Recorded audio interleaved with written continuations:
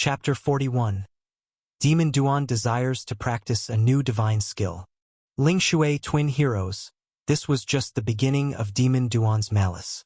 5 innocent thunder listeners from the Thunder God and Mother sect were killed by him without a word. Yellow Water City, almost 1,000 people from Huangyu Gang and Red Crane sect were manipulated and hurt with a few casual words from him. Those were 2 major factions in Yellow Water City. Moreover, in the Red House, a fairy formed a connection with an old master from Fenglin Town. He killed the fairy without a word and even turned that old master into a woman, completely indulging in perversion and humiliation. Ladies and gentlemen, this is just the tip of the iceberg of this demon's evil deeds. It's said that he has come to Wangchun City now. If such a demon appears in Wangchun City, everyone must be careful. Once this demon arrives, killing are just common affairs, and just the act of turning men into women is unprecedented. It's terrifying to think what other perverse methods he could have. The storyteller spoke eloquently above while Demon Duan sat below, grinding his teeth. Here, Duan Yun could clearly feel that some people in the tea house were getting scared. After all, among those who came to Wangchun City, few were not fond of beauty. The penchant for beauty and becoming beauty are completely different concepts. Someone couldn't help but say, after this demon turns men into women, will he then take the opportunity to force them into bearing his monstrous offspring? Hearing this, half of the people in the tea house tightened up. Duan Yun himself was shocked. I was always out of place with you because I wasn't perverse enough. Listen to this, is this something a human should say? Then, someone questioned, you storyteller. All you do is spout nonsense to scare people. There are many demons in the martial world, but none as bizarre as this. The storyteller sneered and said, nonsense? Dramatizing is not nonsense. This was personally said by Divine Dr. Shui from the Jiangzhong sect. What kind of person is Divine Dr. Shui? He's a life-saving saintly healer, but also famously loose-lipped. He has been talkative for many years. Has he ever said a falsehood? What? Divine Dr. Shui said that? This stirred up emotions in the tea house. Clearly, they believed in Divine Dr. Shui's words. Duan Yun couldn't help feeling suffocated. With such a big mouth, isn't Divine Dr. Shui afraid of being killed? He really wanted to kill the rumor monger. The storyteller looked at him and smiled, saying, young man, you seem to be new in the martial world. Divine Dr. Shui has been around for many years. If he truly could be killed, he would have died a dozen times over. Why hasn't he died? Duan Yun angrily said. Because Divine Dr. Shui's medical skills are superb, and his martial arts are not bad either. Not just anyone can defeat him. Over the years, many have wanted to silence him because he can't keep his mouth shut. Every time he encounters someone he can't defeat, he agrees to heal or save them. Anyone with sense knows that having a divine healer on their side is a blessing, so they naturally let it go. Divine Dr. Shui owes countless lives in the martial world, all of them masters. Who would dare to trouble him? Duan Yun. Does this mean being frequently in trouble makes you a better healer and even more arrogant because of numerous creditors? At this point, someone questioned again. You, a storyteller, dare to expose old Demon Duan's backgrounds. Aren't you afraid that he will turn you into a woman and then violate you? The storyteller stood up with his chest out, speaking righteously. The tradition of the Dayu society is a bloodthirsty storyteller. As long as the stories are thrilling and satisfying, even if old demon does catch me, kills me, or turns me into a woman and then kills me, it's all worth it. Duan Yun found that not only were many martial artists mad here, but even the storytellers' minds were not normal. But Ling Shui twin heroes, Thunder God and Mother sect, and the Red House are not to be messed with. Old Demon Duan is so arrogant walking around causing calamities. Aren't they worried about these people getting back at him? Someone inevitably said. Of course, now the masters from Thunder God and Mother sect and the Red House are all looking for old Demon Duan to regain their dignities. But old Demon Duan's whereabouts are elusive. They haven't succeeded for the time being. However, this is only temporary. There will be much storm and bloodshed in the martial world to come. All right, I have just revealed a corner of the iceberg of the chaos old demon Duan caused in Yoon State. Now let me unfold how exactly Lingshui twin heroes were turned into the fallen by old demon Duan. At this point, the storyteller suddenly picked up his teacup and began to drink, no longer speaking. You bastard! Keep talking. Explain in detail about fallen and how old demon Duan dealt with the fallen female hero. Yeah, come on. Isn't it just a matter of reward money? Here you go. For a moment, reward money was tossed onto the stage. The storyteller, smiling broadly, carefully narrated the story of the transformation of the Lingshui twin heroes into the Lingshui heroine, and the unavoidable tragic tale involving Duan Yun and old demon Duan. Duan Yun left the tea house with a cloudy mind. He sensed the malevolence of the world. He merely wanted to be a hero who purifies filth and spreads martial arts in the world. Yet these people not only spread rumors about him but also scandalous rumors involving him and Hua Wen and Hua Wu. The storyteller's tales were half true, half false. Had it not been for him being Demon Duan, he might have believed them to be true. Clearly, he was a hero who eradicated madness like Thunder Listener, yet they portrayed him as murdering innocent bystanders. He had killed the Red House madwoman to save the Liu family, yet they twisted it to him killing a woman and brutally tearing apart a pair of star-crossed lovers. Despite being close friends with Hua Wen and Hua Wu in the martial world, they insisted that they had turned against each other. The most absurd was his moon pillar skill nurturing yin and strengthening yang. Every early morning he would practice for a long time, yet these people insisted he was causing others to become fallen. Duan Yun had every reason to believe that someone was out to harm him. The world was too filthy. Someone was trying to strangle the righteous young hero in the cradle. How utterly malicious! The nonsense spouted by the storyteller served as a wake-up call for Duan Yun. People from Red House and Thunder God and Mother Sect were looking for him. The last time he killed an elder from Red House, he only scratched the surface, and facing a besiegement by stronger opponents might be overwhelming. He must continue to gather divine skill secret manuals and find a secluded place to cultivate his divine skills.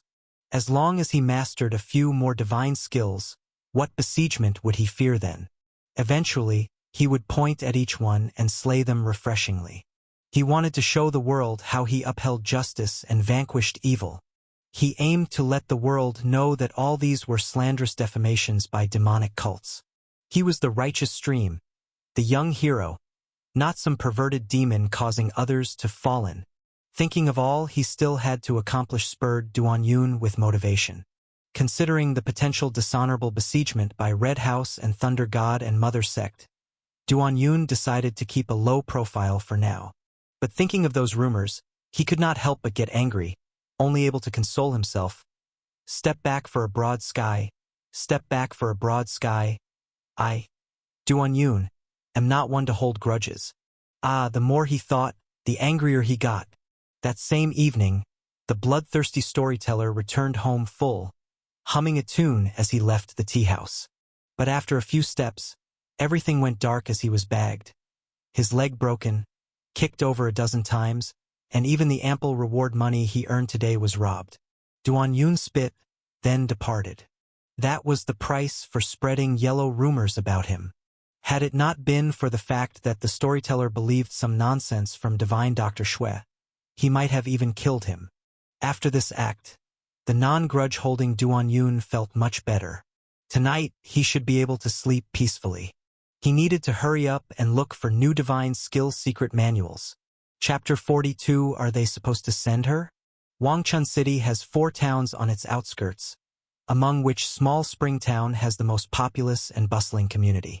The 3 religions and 9 streams all converge here. If we discuss merely the number of people, it is far more bustling than the most flourishing streets in Wangchun City. Actually, it is just that there are more poor people in this world. There are also quite a few martial artists in Small Spring Town. After all, Wangchun City is one of the largest cities in Yoon State, and as Duan Yun's father said, it has not only numerous people but also many doctors, martial academies, and sects, thus attracting many people who want to practice martial arts and seek breakthroughs. Of course, most of the martial artists here are at the lower rungs. Those with money and skill have long gone to enjoy themselves in the city. Duan Yun stood in the largest bookstore in small Springtown and asked, "Owner, do you have any powerful martial arts secret books here?" The owner proudly replied, "Of course, there are quite a few powerful ones. Which kind are you looking for?" "Tong Yu level," said Duan Yun. Actually, having been in the martial world for a few months, he understood the levels of martial arts but not extensively. He only knew about the Qi realm and the Tongyu realm, and according to what a monk had said, those in the Tongyu realm are definitely considered experts in the martial world, like the elder from the Red House of Lu Mansion. If he could surpass the Red House elder by just a little, then he should count as a slightly more formidable person in the Tongyu realm. So, if he were to buy a secret book, it would naturally need to be of the Tongyu level. The owner rubbed his ears and asked, "Which level?" "Tongyu level," Duan Yun honestly replied. "Why are you making trouble for me? Early in the morning, you ask me to find a Tongyu level secret book. Why don't you just also ask me to fly?" The owner, with a few hairs swirling on his head, clearly had a bad temper. "Then what levels do you have here? Qi?" Duan Yun tried asking. Seeing that Duan Yun didn't look like he could afford it, the owner said, "There are a few incomplete Qi books, but these are the treasures of the store. Do you have silver?" "How much?" Duan Yun asked. "To copy 100 taels. For the original, don't even talk if it's less than 800 taels," the owner declared. "Goodbye." Duan Yun turned around and left without another word. He continued to inquire in several more shops, confirming that there were no Tongyu level secret books in this area. Those that said they did were clearly lying to scam people. There were indeed some Qi level secret books, but few and very expensive. By this time, Duan Yun had almost figured out the trick. In the market, the secret books that could circulate freely were at most of the Qi level, mostly copies, and possibly with some pitfalls in them. According to the owner of the most amiable bookstore, only reputable bookstores like theirs were qualified to sell secret books. Others either sold fakes or problematic books. The bookstore owner even used the incident of Mr. Duan indirectly causing people to fall into madness as an example to scare and warn him. So the waters of the martial world are deep. Don't easily practice unknown origin secret books. Ours are the most authentic. After leaving the bookstore, Duan Yun knew his hope of finding a divine skill was scant. Qi level secret books were outrageously expensive, let alone the Tongyu level ones. According to these people, the secret books that could train someone to the Tongyu realm were exclusively owned by major sects. To think you could just buy them offhand? Even if you could, dare you practice, not fearing turning into a madman? Actually, Duan Yun could understand this reasoning. He had witnessed the craziness of the martial artists in this world. Hardly any of them were normal, likely related to the cultivation techniques. However, regarding going astray into madness, Duan Yun was not too worried, at least not too much on the path of the sword Dao. Because he is a 1-in-a-million sword Dao genius. What others couldn't achieve, he could. What would drive others mad, surely wouldn't affect him. He might even create his own improvements. Although his search for the divine skill was fruitless for now, Duan Yun was not discouraged. Such is the confidence of being a 1-in-a-million sword Dao genius. Since he couldn't find the divine skill for the time being, he would continue to develop his own cultivation technique. Yes, the secret books available to him now were all rubbish, and it was more cost-effective to create his own. At least the breaking body sword energy was worth further intensive training. Thinking about the enemies who might surround him, Duan Yun made a decisive decision to find a place first, strive to enhance the breaking body sword energy to another level, while simultaneously inquiring about news of the new divine skill. Compared to cultivating a new divine skill, creating his own cultivation technique was evidently much more difficult, requiring this cultivation genius to double his efforts. Meanwhile, thousands of miles away in Lishui City, an old acquaintance had arrived. The person in Duan Yun's eyes was the goddess Lang Yiming, who had once again come to this small town, in front of this now-closed pharmacy. The reason she came was that the news about Duan Yun as Demon Duan had reached here. Duan Yun, Demon Duan, the most bizarre and terrifying newly risen demon with a notorious reputation. Upon hearing this name, Lung Yiming's first instinct was not to associate it with the gynecologist of Lishui City, thinking it was just a namesake. Not until more details came, describing the demon as young and handsome, with clear eyes, looking like a doctor. Only then did Lung Yiming involuntarily connect the gynecologist Duan Yun and Demon Duan, as well as the case in Lishui City. The more she thought about it, the more terrified she became. She had said before, those who dared to blatantly stare at her chest had nothing to hide in their hearts. But she had overlooked a very special case. That is, even if someone had ill intentions, they could still stare at her, because he was a demon who could easily manipulate her. The young Dr. Duan, who was here, had already left, and it was said that he had been gone for some time now. But goddess catcher Lung Yiming standing outside the pharmacy was still somewhat nervous. She feared that she might inadvertently open some taboos, thus altering her life. Nevertheless, Lung Yiming still went into this cramped pharmacy. The pharmacy had been closed for a long time and was covered in dust. Lung Ilian used her sharp nose to sniff around, heading towards the back. Behind the pharmacy was a small courtyard with 2 simple straw huts, and the air was permeated with a residual smell of herbs. The next moment, Lung Yiming's tall body couldn't help but tremble slightly, due to seeing the grass under the crooked-neck tree. With her experience, there should be a body buried there. Just looking at the lush growth of the grass made Lung Yiming feel fearful. And this fear escalated as she saw the tree with its bark shaved off by sword chi, and the wall nearly turned to ruins by thrusts of sword chi finger. It was indeed him. This demon was truly unfathomable. That day, he turned a tributor in the county magistrate mansion into a sieve with a mere flick of his sword finger. Probably a casual act for Demon Duan without even putting in much effort. She had once fantasized about joining forces with her sister to see if they could fight with this demon. But clearly, she was overthinking it. That novice who spent the night in the wilderness, who knew nothing, the young gynecologist who sat there admiring her chest and looked harmless, was actually the terrifying Demon Duan from the rumors. When he looked at her chest back then, he actually had malicious intentions.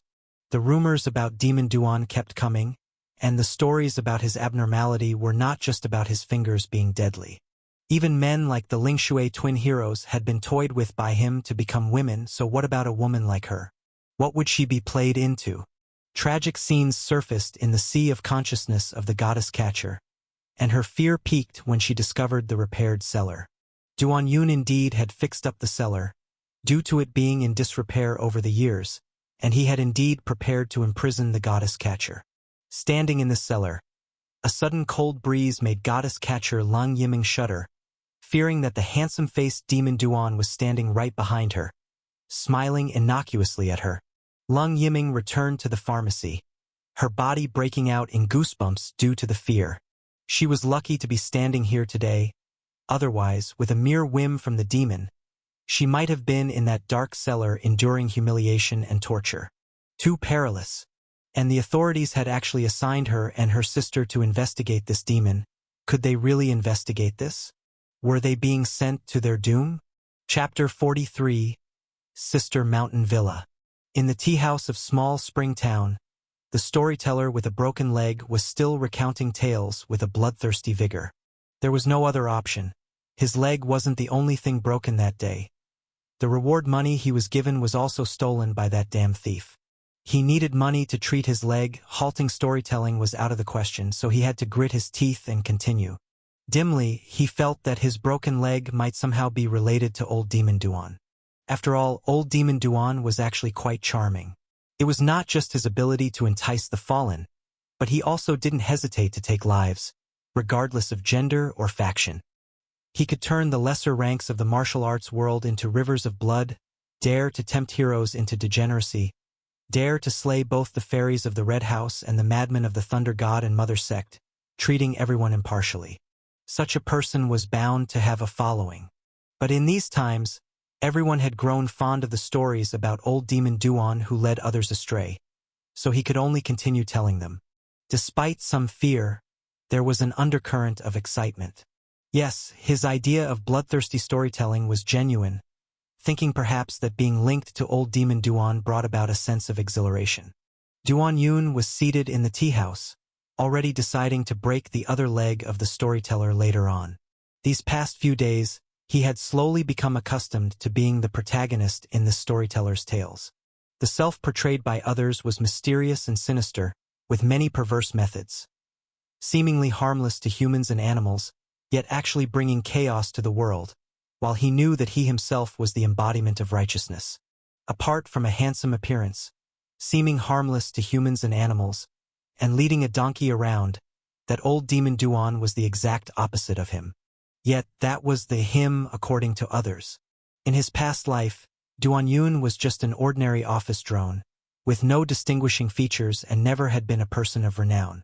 Accidentally becoming a significant figure in the eyes of others felt rather refreshing. Only that this reputation was far from what he had imagined. In fact, it was the complete opposite. However, he was clear that with time, his name would surely spread far and wide as a hero. Just then, the storyteller suddenly fell silent. Indeed, it wasn't for a dramatic pause for reward money, but rather, he lapsed into a silence as cold as ice. At the same time, the patrons of the tea house also fell quiet. What was once a lively place suddenly fell mute. This was due to the appearance of three figures in red outside the tea house. These three red-clothed individuals were covered with tadpole-like runes, and on their sparsely haired heads were many deep holes that looked like a honeycomb at a glance, making one's scalp tingle. Within two of those holes were inserted pitch-black flutes. At first glance, they looked like a group of bulls that had become spirits, exuding a particularly sinister aura. The mere presence of them seemed to freeze the surrounding atmosphere. Duan Yun watched these strange people, but he said nothing. The three red-clothed individuals glanced inside, then left after a moment. It took a good half a pot of tea's time before the tea house burst into noise again.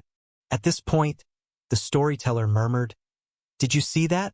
The experts of the Thunder God and Mother sect have arrived. Maybe old demon Duan is nearby Wangchun City." Duan Yun appeared contemplative. He couldn't be certain that those three were here for him, but their sinister aura alone was unquestionably that of masters. Far from comparable to the madman of the Thunder God and Mother sect he effortlessly killed with a flick of his finger the other day. This suggested that the Thunder God and Mother sect still had some depth. Should I follow and eliminate them first? The thought flashed by. He quickly concealed his murderous intent. He, as old demon Duan, couldn't afford to expose his tracks just yet, as he wasn't certain if the opposition only consisted of these three individuals and whether there were other enemies nearby. Even as a one-in-a-million sword Dao prodigy, he did not wish to be besieged.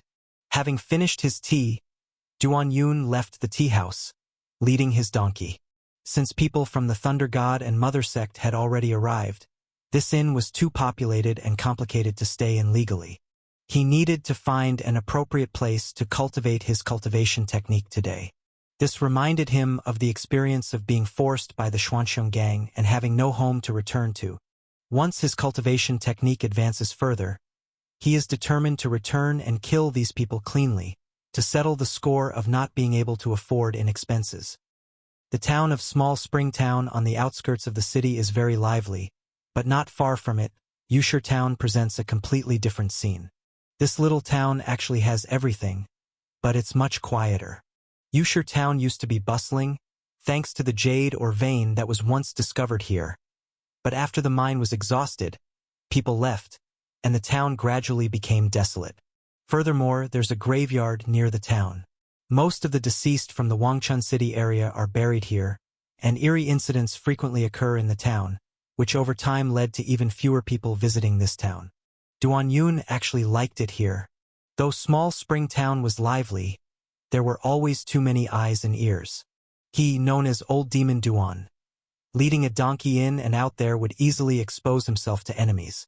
Yusher Town is built along the mountains, with a beautiful lake nearby, reminding him of the days he spent cultivating at Qingcha Market.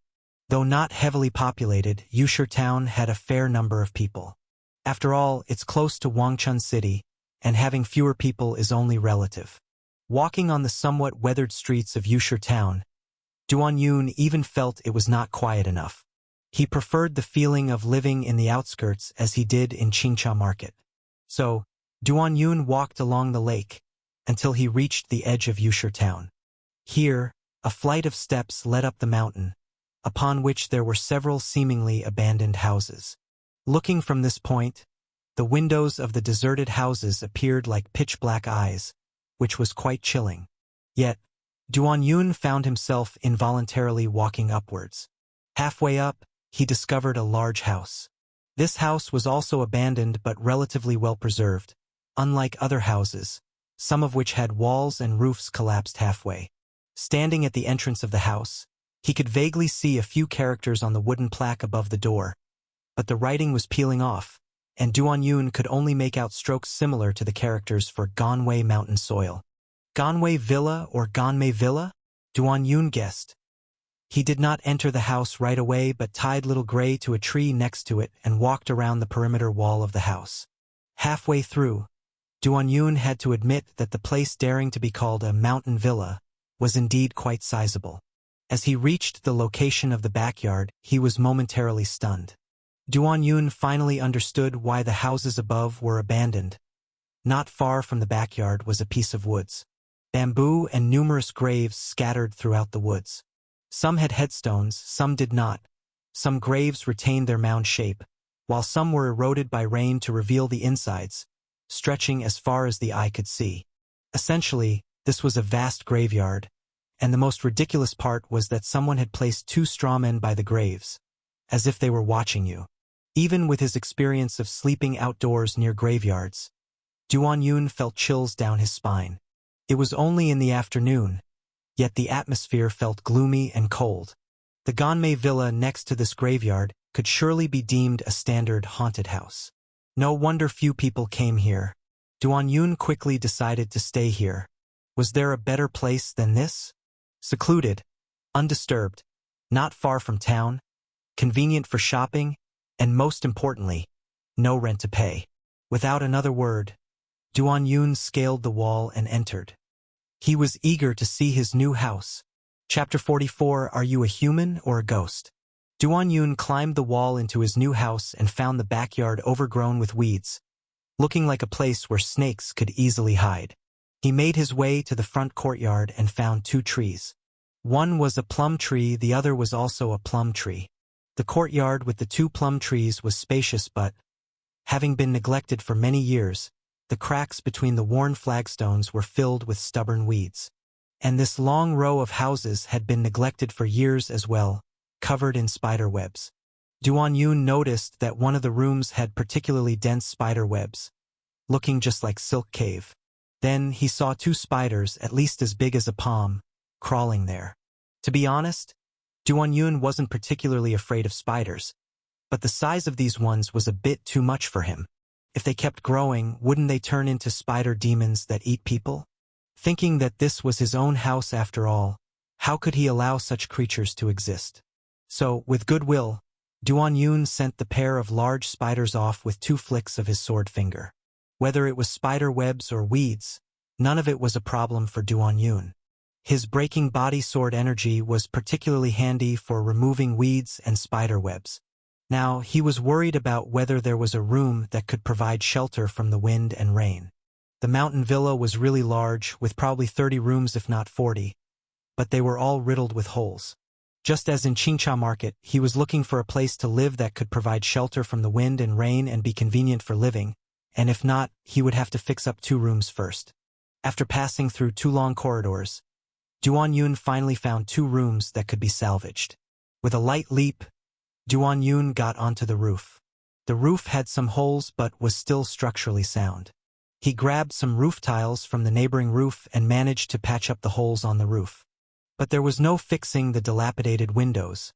He had to go to town to buy some mulberry paper. So, Duan Yun left through the main gate of the villa, rode Little Gray to Yusher town, bought the mulberry paper and paste needed to fix the windows, as well as some ready-made food to take back. Honestly, this was very much like his time in Qingcha Market, but a magnified version of it. The house in Qingcha Market was dilapidated, and the mountain villa was even larger and more rundown. Outside the house in Qingcha Market there was a graveyard, and here it neighbored an entire graveyard. There was a lake in Qingcha Market, And there was one here as well. What's more ridiculous was that he saw a similar box in this lake. The box was sunk in the lake surrounded by aquatic plants, resembling a coffin. The last time there was a box in the lake, it contained a bear with a human brain sewn into it when he opened it. So what about this time? Having learned his lesson from last time, Duan-Yun didn't bother with it and headed straight for the villa. I'm not crazy. Who would mess with a mysterious chest like this for no reason? Today the weather was gloomy, with a chance of rain in the evening, so he needed to fix the windows quickly.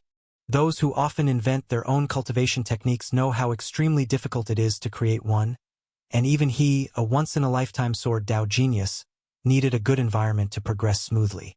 After returning, Duan-Yun immediately began fixing the windows without stopping, while letting little Gray graze in the courtyard. However, the donkey seemed to be somewhat afraid of this house and did not dare to wander far. Duan-Yun glanced outside. Some of the wild grass was almost half a person's height. With an environment like this, snakes were unavoidable.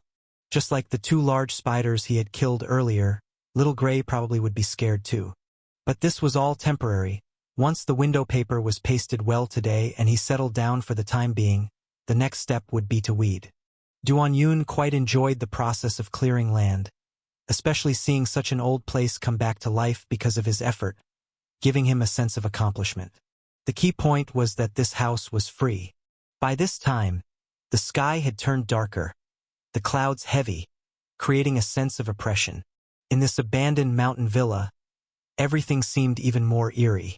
Duan-Yun cut the mulberry paper to size, then began fixing the windows. The villa had been desolate for who knows how long. The window paper was already torn through, with nothing left but the frames. Many window frames were also severely damaged, so he went to other rooms to find some that were just usable. The last task was pasting the paper. This kind of raw-edged paper was quite tough, keeping out wind and rain without any issues, not at all like in the dramas where one pokes through it with a wet finger.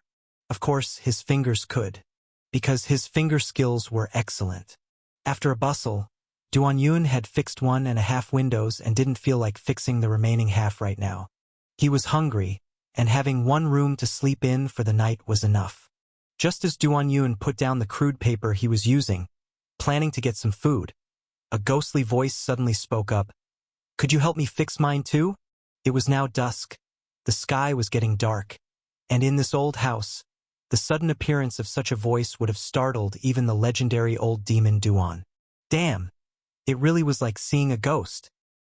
He made a sword finger gesture with his hand and looked around, quickly turning his gaze toward a rolled-up bamboo mat under a rickety table. He had seen this mat before and thought it was just some discarded trash, but now he realized that there was a vague silhouette of a person lying within it. The scene made it easy to imagine a corpse wrapped in a bamboo mat. Duan-Yun broke out in a rash of goosebumps and nervously asked, "Are you human or a ghost?" At that moment, the mat moved slightly and revealed the disheveled face of a man. The man's complexion was pale, like paper, and in the dim light, it looked rather horrifying. "Of course, I'm human," the person replied faintly. "Why would a person be lying here?" Duan-Yun found it weird and kept his guard up. "This is my home. Where else should I be lying but here?" The person replied. "This is your home?" Duan-Yun exclaimed in shock. He hadn't expected that beyond himself, there would actually be such an oddball considering this place home. "Of course, this is my home. Yuju Villa is indeed my property. Under the 3rd floorboard to the right of your foot lies the property deed for this place," the lying person said. Duan-Yun squatted down and felt for the floorboard mentioned by the person. Unexpectedly, underneath it, there indeed was a property deed. This was awkward. After all that effort, it turned out this dilapidated haunted house had an owner. Wasn't his effort all in vain? "My friend, it's going to rain soon. Please help me fix it," said the person, still motionless inside the mat, looking like a dead body. "Why don't you fix it yourself?" Duan-Yun couldn't help asking. "I'm lazy. If I wanted to fix it, I would have done it a year ago," the person replied earnestly. Duan-Yun was shocked and said, "You've been lying here for a year?" He found that today he had been shocked more times than in the past month. About that, time does fly when you're lying down, the person quipped. Seeing Duan Yun not moving, the person continued, I won't let you fix it for nothing. As the manor master of Yuju Villa, I'll allow you to stay here. The rent is negotiable. Duan Yun looked as though he'd seen a ghost and said, You're charging rent for this kind of house?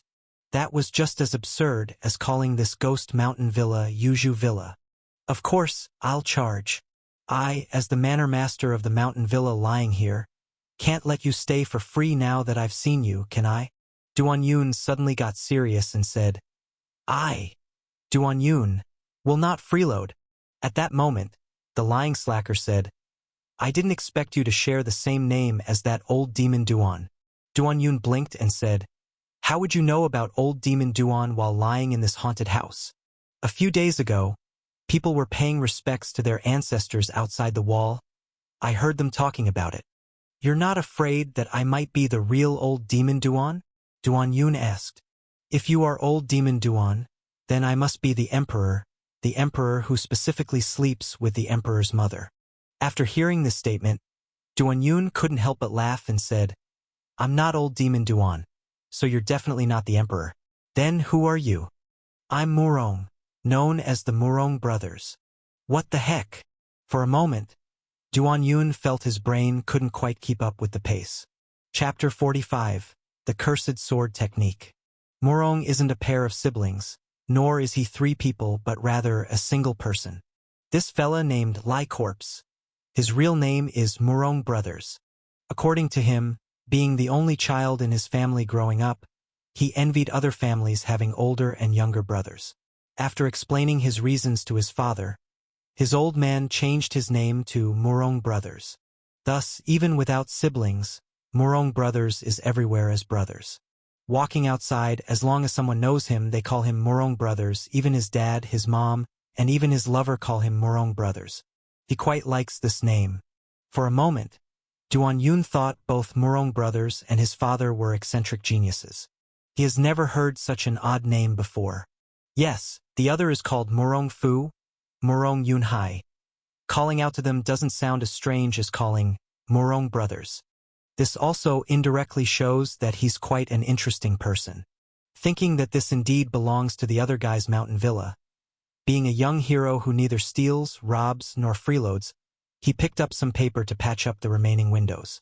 While patching, he asked, Murong Brothers, what's your rate for renting this place? Murong Brothers lay there and said, That wine you have is from West Street's manager Lee's old yellow wine. Though it's watered down, it's still thirst-quenching. That roast duck is from Old Chen's roast shop. Their roast duck and crispy skin pork are pretty good. Duan Yun frowned and asked, So you mean just a meal will do?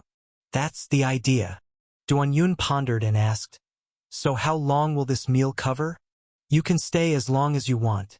As you've probably seen, my villa is large and has many rooms. I could give you a few. While saying this, Murong Brothers sounded quite proud.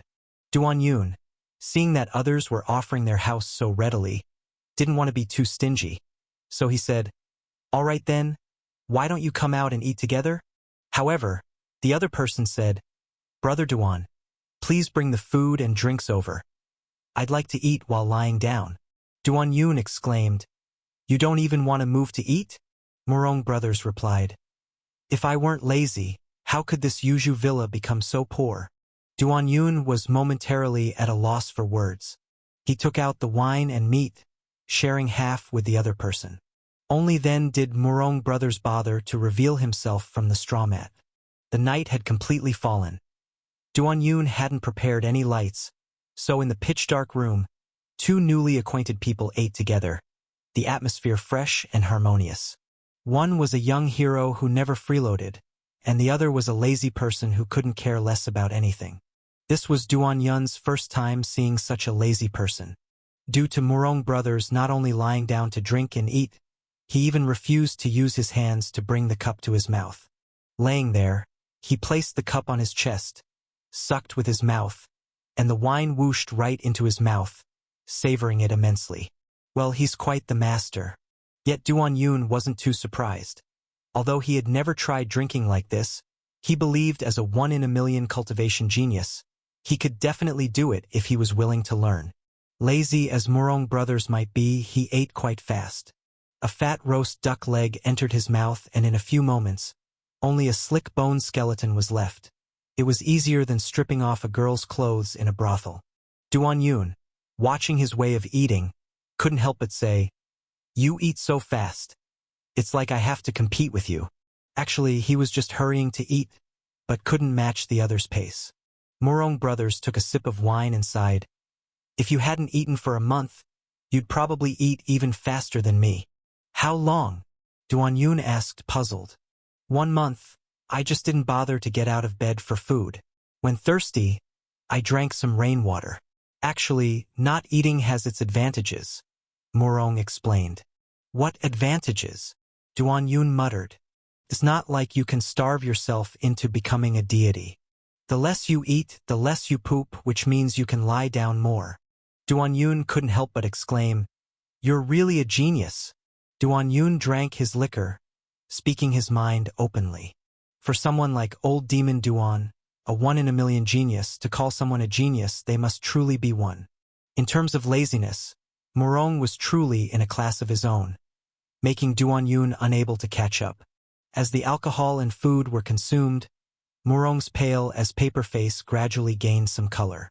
Thus, the figure lying on the straw mat turned from a pale corpse to a slightly healthier-looking corpse. The former seemed dead for a while the latter seemed like the warmth was just departing. It must be said, from this viewpoint, Morong looked quite decent. For Duan Yun, who was handsome himself, to think someone looked quite decent, they must indeed be good-looking.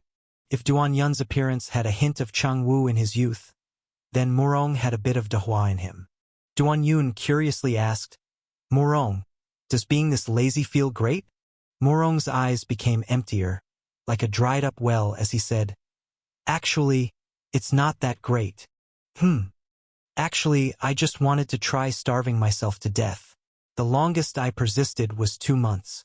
Then suddenly I craved grilled fish on a stone slab, so I ended up eating that. Afterwards, I thought there was nothing left to cling to. But then today you came." When he said this, Duan Yun truly saw the resolve to die in his eyes, as if he suddenly transformed back into a corpse waiting to starve to death. As a gynecologist, Duan Yun immediately realized this guy was ill. Severely ill. Certainly not a gynecological issue, nor a urological one, but a mental issue. "Brother, owning such a big mountain villa, wouldn't it be a waste if you starved to death?" Duan Yun tried. Morong laughed, his smile even more like Dehua, and said, "Mister Duan, you're a good man. I don't mind if you benefit." Hearing this, Duan Yun was moved. These days, everyone outside kept calling him some kind of old demon, some fallen. This was the first time someone called him a good person. Morong downed his last cup of liquor, seemingly a bit drunk, and said, "Mister Duan, you being alone, probably wouldn't understand my pain." Duan Yun couldn't help but silently retort, "What do you mean, alone? Who are you calling alone?" But considering the other person was ill, and he wasn't one to hold grudges, he comforted, "In that case, you've been wounded by love. I'd say, we martial world folks consider love as just an embellishment. Why worry about not having a wife?" Morong looked at the now repaired roof, speaking distantly. "If you had gone through 5 deeply engraved relationships, you wouldn't say so." Duan Yun said, "It's only 5 relationships. Longer illness makes the doctor wiser. You can heal with a 6th relationship." Morong's gaze suddenly grew far emptier, and he said, "What if in your 5 deeply engraved relationships, you eventually find out all of them are your half-sisters by the same father?" Duan Yun paused momentarily, then reacted again, shocked. "Wow, such a plot twist. You should carry the surname Duan. I shouldn't have practiced that sword technique. They say it's cursed. I didn't believe it." In the dark room, Morong lay on the straw mat, speaking these words like a ghost, originally just digesting this major love revelation. Duan Yun's eyes suddenly brightened even more. "What sword technique?" Chapter 46. the 12 divine valleys and 12 layers of spring rain. In this desolate mountain villa, seemingly inhabited by ghosts, Murong recounted a rather eerie tale to Duan Yun with a ghostly voice, akin to a corpse's. The Murong family to which the Murong brothers belong is a martial arts lineage unlike any other. Unlike other martial artists who struggle to find a legitimate secret book for cultivation, their family's armory contains numerous secret books available for cultivation. However, the Murong brothers knew early on that there was one cultivation technique in the family that they were forbidden to practice. It was said to be an ominous technique, and they were not yet skilled enough to handle it. But I am a 1 in 10,000 cultivation prodigy, especially skilled in swordsmanship. Since the age of 12, there has been no sword technique that I couldn't master, Murong spoke confidently. Listening to this, Duan Yun felt it was a bit boastful. After all, only he, a 1 in 10,000 cultivation prodigy, would be worthy of such a statement. At that time, the cultivation technique at home was called 12 layers of spring rain. It happened to be my best sword technique, and was a divine skill realized by an ancestor from the 12 divine valleys. 12 divine valleys? Duan Yun asked, puzzled. Murong smiled in a very Dehua-like manner and said, "You don't even know about the 12 divine valleys? And you want to pretend to be old demon Duan?" The 12 divine valleys are the most mysterious sacred sites in the martial world. Anyone who has been in the martial world for a while has heard its legend. It is said to be a valley not of this world, where all martial arts descend from Divine Valley. Everyone knows the 12 divine valleys are located within Wushan, yet very few can actually find it. It is said that only at specific times, using a very special method, can one enter it. My ancestral Murong was lucky to enter it along with 4 other companions. That valley was a realm unlike any other on earth, which drastically enhanced their perceptiveness, as if they were divinely inspired. During their time there, all 5 of them gained remarkable achievements, each mastering entirely different divine skills. The 5 families returned contentedly, and my Murong family came to possess 2 divine skills, one of which was 12 layers of spring rain. Murong continued, staring at the beam. At that time, this sword technique once made my Murong family's swordsmanship renowned, and for many years we met no match. However, later, the ancestor sealed this divine skill secret manual during his prime years, forbidding the family from practicing it. Before he passed away, he left an ancestral instruction, saying that this sword technique couldn't be handled by just anyone and shouldn't be learned by family members. But thinking myself a naturally gifted swordsman, this sword technique seemed tailor-made for me, so one day, I secretly took the secret book. It was too late by the time my father found out. Because I am a 1 in 10,000 swordsmanship prodigy, in less than a month, I had mastered 12 layers of spring rain. Oddly enough, I was practicing the sword during the spring, and it often rained in that period, which deepened my understanding of this sword technique. I can say that, in the past 100 years, aside from my ancestor, I was the one in my family who practiced this sword technique most profoundly. Seeing that I showed no abnormalities, my father, realizing I had mastered this sword technique thanks to my supreme talent, stopped worrying and instead rejoiced at my rapid progress. That could be said to be the happiest time of my life, proud and mad with my sword, rarely encountering any rivals, and thus I also found love. True love at first sight occurred just as I took her to meet my parents, when my father suddenly turned pale, and after inquiring thoroughly, I found out that the woman I deeply loved was actually my half-sister from the same father. I faced the first shock of my life, but I got through it, wanting to forget the pain, and so wandered the martial world.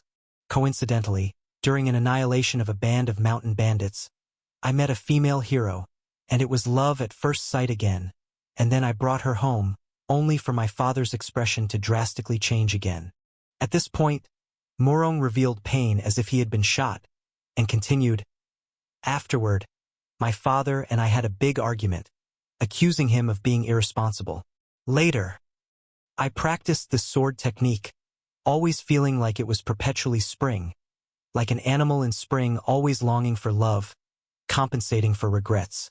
But later, 5 times, Women with whom I fell in love at first sight and loved passionately turned out to be my half-sisters from the same father, as if they were waiting for me. I finally started to believe that this sword technique was ominous, cursed, as there was no other way to explain these occurrences. Gradually, my spring disappeared.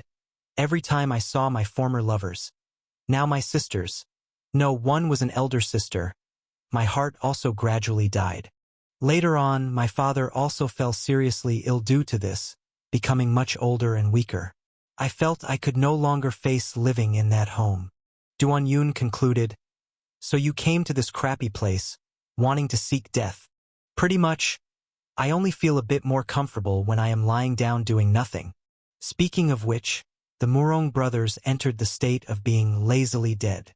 Duan Yun hadn't expected that this Murong in front of him would have such a terrifying curse story. 5 times in a row? A normal person would go mad from just one, so it's somewhat understandable that he would seek death after 5 times. But what he was more interested in was that 12 layers of spring rain sword technique. A sword technique so miraculous exists in this world. As Murong brothers said, a thing might happen once or twice, but not 3 or 4 times. When it exceeds 3 times, it can hardly be attributed to coincidence. Could it be that, after mastering this sword technique, it exerts a huge attraction towards blood-related members of the opposite sex? That's the most suitable explanation Duan Yun could think of. Otherwise, he couldn't make sense of Murong brothers' encounters at all. At this time, Duan Yun couldn't help but say, "Murong brothers, how about you pass on that sword technique to me?"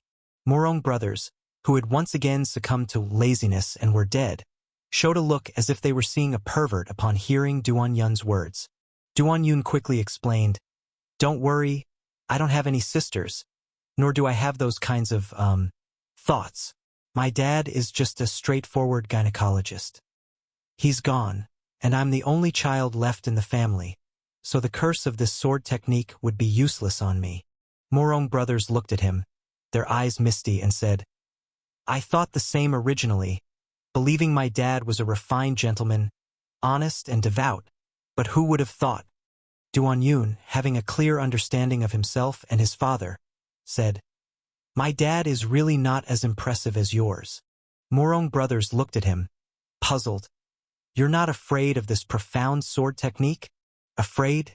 You couldn't handle this sword technique because, firstly, you have more hidden sisters which I don't have to worry about, and secondly, your once-in-a-million sword talent, compared to my once-in-a-million cultivation talent, is still lacking that little bit of finesse."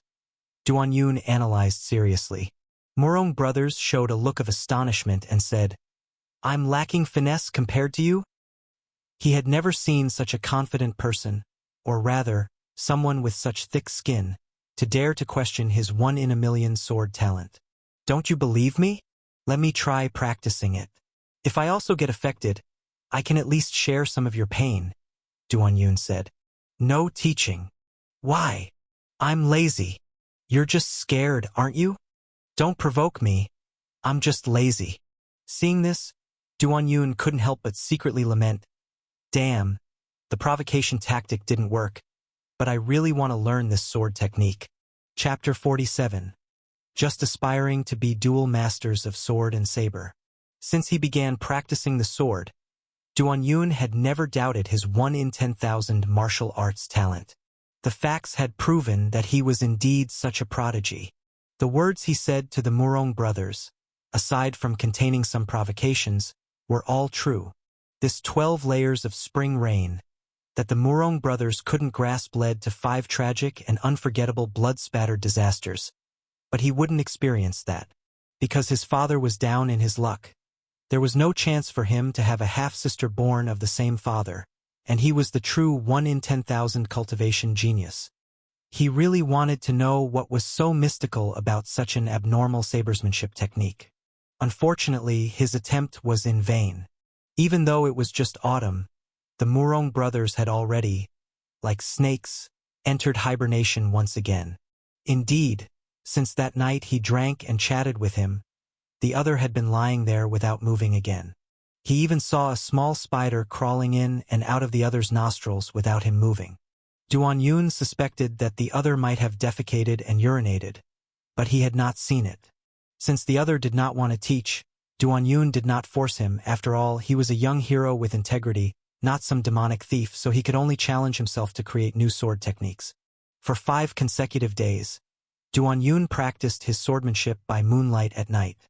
It must be said, this area near the graveyard was indeed different from other places. He always felt that the night wind carried a chill, as if something was blowing on his neck. At those times, Duan Yun couldn't help but look towards where the Murong brothers were sleeping. He thought about the others sleeping in such a place, picturing himself starving to death, and found it a very desolate feeling. The Murong brothers were truly pitiable. He thought of sharing their pain, but they would not appreciate it. At night, he crazily absorbed the moonlight to refine his true chi. And during the day, Duan Yun, braving a headache, began to delve into breaking body sword energy. Breaking body sword energy could shoot out from various parts of the body, but it had a drawback. Its power was far less than that of Jade Sword Finger and Water Moon Slash. In the backyard, Duan Yun was seen walking among the long grass. As he moved, breaking body sword energy continuously overflowed from his body, causing the surrounding long grass to scatter and break. This made Duan Yun think of a lawnmower. Now he was like a humanoid lawnmower. Suddenly, a black shadow darted out, and Duan Yun, with quick eyes and hands, stabbed downward with his sword. A black and yellow snake was nailed to the ground by him. The sword pinned the snake's tail, so the snake, approximately as thick as 3 fingers, kept struggling, even attempting to attack Duan Yun. The vitality of snakes is incredibly resilient. Duan Yun had once seen a snake's heart dug out, thrown on the ground, and still beating for a long time. Duan Yun stepped closer, and countless fine sword silk-like energies immediately overflowed, stabbing towards the snake. Hiss, hiss, hiss. There were both the intense sounds of the snake flicking its tongue and the sword chi continually striking the snake's body. It took a full period of an incense stick burning for this sword silk energy to break through the snake's defenses, completely killing it. Watching this scene, Duan Yun thought of a term, gua sha. Killing a snake like this took so long. If breaking body sword energy were to kill a person, how long would it have to scrape? Duan Yun could feel that the limit of breaking body sword energy was temporarily just this, purely relying on density and frequency to achieve victory. Otherwise, it couldn't even kill a snake. It could be said to be effective against mosquitoes, but for creatures the size of this snake, it was somewhat reluctant. This snake, with its unfading eyes in death and its skin penetrated beyond recognition, if it hadn't been pinned by the tail earlier, it probably wouldn't have been lingered to death in such a manner. For a moment, Duan Yun found himself in a deadlock. He, the 1 in 10,000 sword Dao prodigy, had encountered a bottleneck. Duan Yun was very clear that what was limiting his performance was the strength of the Jade Sword True Chi as well as his own body. Breaking body sword energy did not pass through fixed meridians. Instead, it shot out directly from the body's flesh and skin. His body's skin and flesh couldn't adapt to coarser sword chi, so he could only gather sword silk to form the scraping effect. How to solve this problem? Duan Yun looked at the dead snake with unfading eyes and fell into deep thought. Suddenly, a stroke of supreme wisdom flashed through his enlightened brain. Breaking body sword energy, breaking body sword energy. He had always been immersed in the thought of sword chi breaking out from all over the body. Why not focus for a moment? The sword chi of the Jade Sword Finger spurts out through the meridians from the fingers, and the Water Moon Sword energy follows the same principle. Then why not develop new pathways to unleash powerful sword chi? For example, the toes? If the fingers can shoot out sword chi, why not the toes? The elbow works too. It's only natural for me to launch a sword chi with a blow of the elbow, an unarrived elbow strike piercing through a man. There's something here. Definitely something here. As a 1 in 10,000 sword Dao genius, Duan Yun decides to just do it. He decides to start with the toes. Not just piercing through flesh and blood, but finding a relatively reasonable meridian that can bear more intense sword chi for shooting. Duan Yun closed his eyes, sinking his breath into his dantian. He entered a profound state, his sea of consciousness sinking into his body. In an instant, All the meridian acupoints throughout his body were projected into the sea of consciousness. Unconsciously, Duan Yun had entered the state of sitting and observing oneself.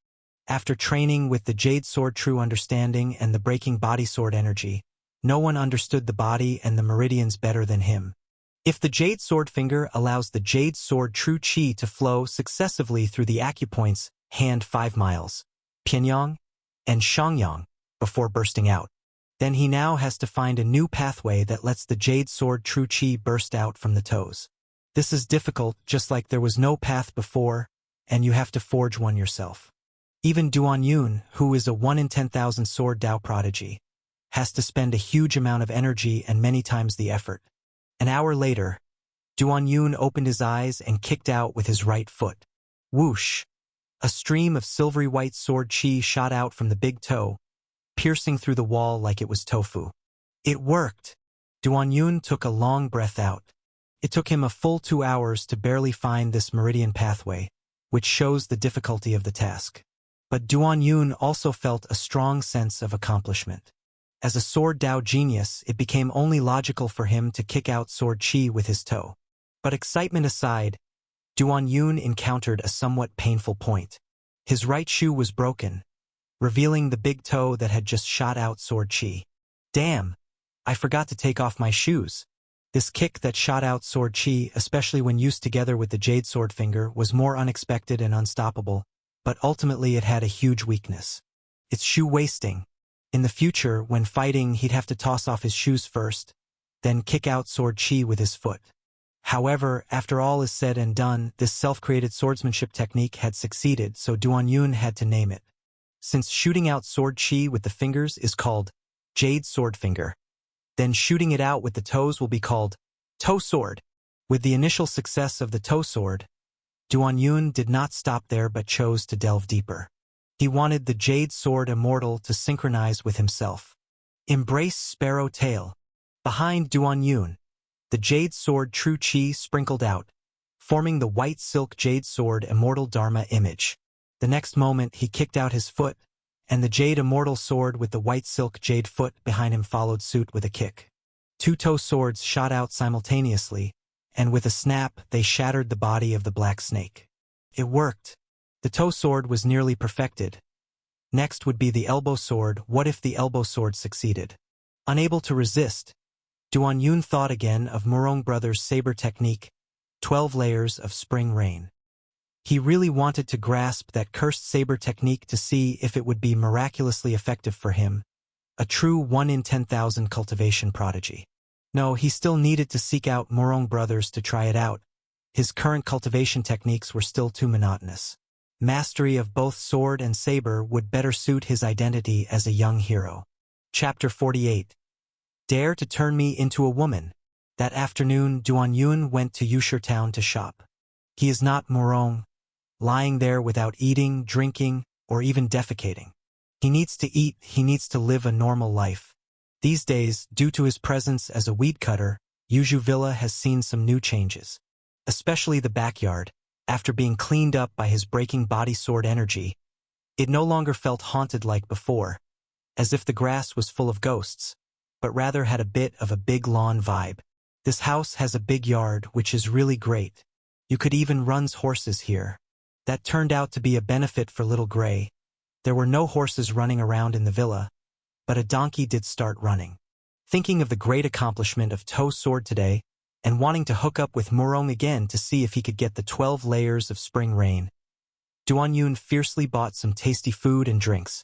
Just from the roast meat shop alone, he bought 2 pounds of crispy pork belly. Then he bought 2 roast ducks, and he certainly didn't skimp on the wine. The roast meat seller named Old Chun has high emotional intelligence. A polite way to describe him is honest-looking, but to be frank, he's not much to look at. Actually, the food in his roast meat shop doesn't look much better, dark and daunting, but the taste is really good, full of a smoky flavor. At that time, there were other customers in the store.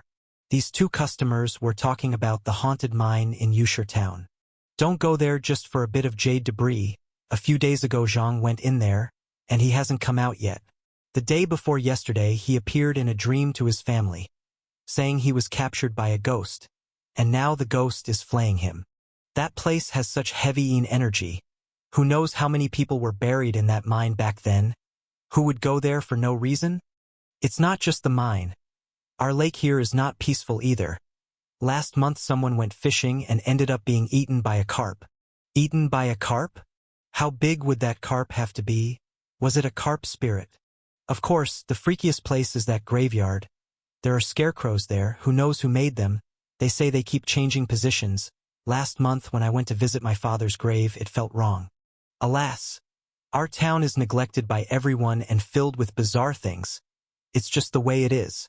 Duan Yun listened to these rumors and felt that the town was quite interesting. At first, he thought there were ghosts at Yuju Villa. Turned out there really were. Lazy ghosts. On the way back, Duan Yun didn't see the rumored carp spirit, but he saw that chest again. Whether it's the chest in the Qingcha Market Water or this one in Bai Lake, they really seem like seductively dressed vixens, constantly tempting him. Damn, what's in this chest now? Having been fooled once, Duan Yun was still curious, but this time he walked straight back without dragging the thing along. Back at the villa, Duan Yun saw Murong lying on the steps. This was the first day in many days that he saw him not sleeping on the mat in the room.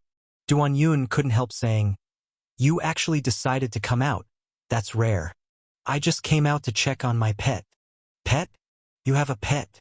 "Of course I have a pet. But sadly my pet has died." Duan Yun asked curiously, "How did it die?" "Killed by someone." Murong looked at him and said. Duan Yun blinked and said with clear eyes, "You're not saying that someone was me, right? Is there anyone else here?" Murong replied. "What exactly was your pet?" Duan Yun asked. "Two jade spiders brought back from the western regions, very obedient, only liked to spin silk in the room. The silk they spun, one male and one female, was often sent to the palace as tribute," Murong explained. Duan Yun raised an eyebrow and said, "Then it was indeed me who killed them. You actually dare to admit it. What, are you going to avenge them? Perfect. Let me witness your 12 layers of spring rain." Duan Yun not only didn't back down but became more excited. Just then, Murong changed the topic and said, "Don't worry about it.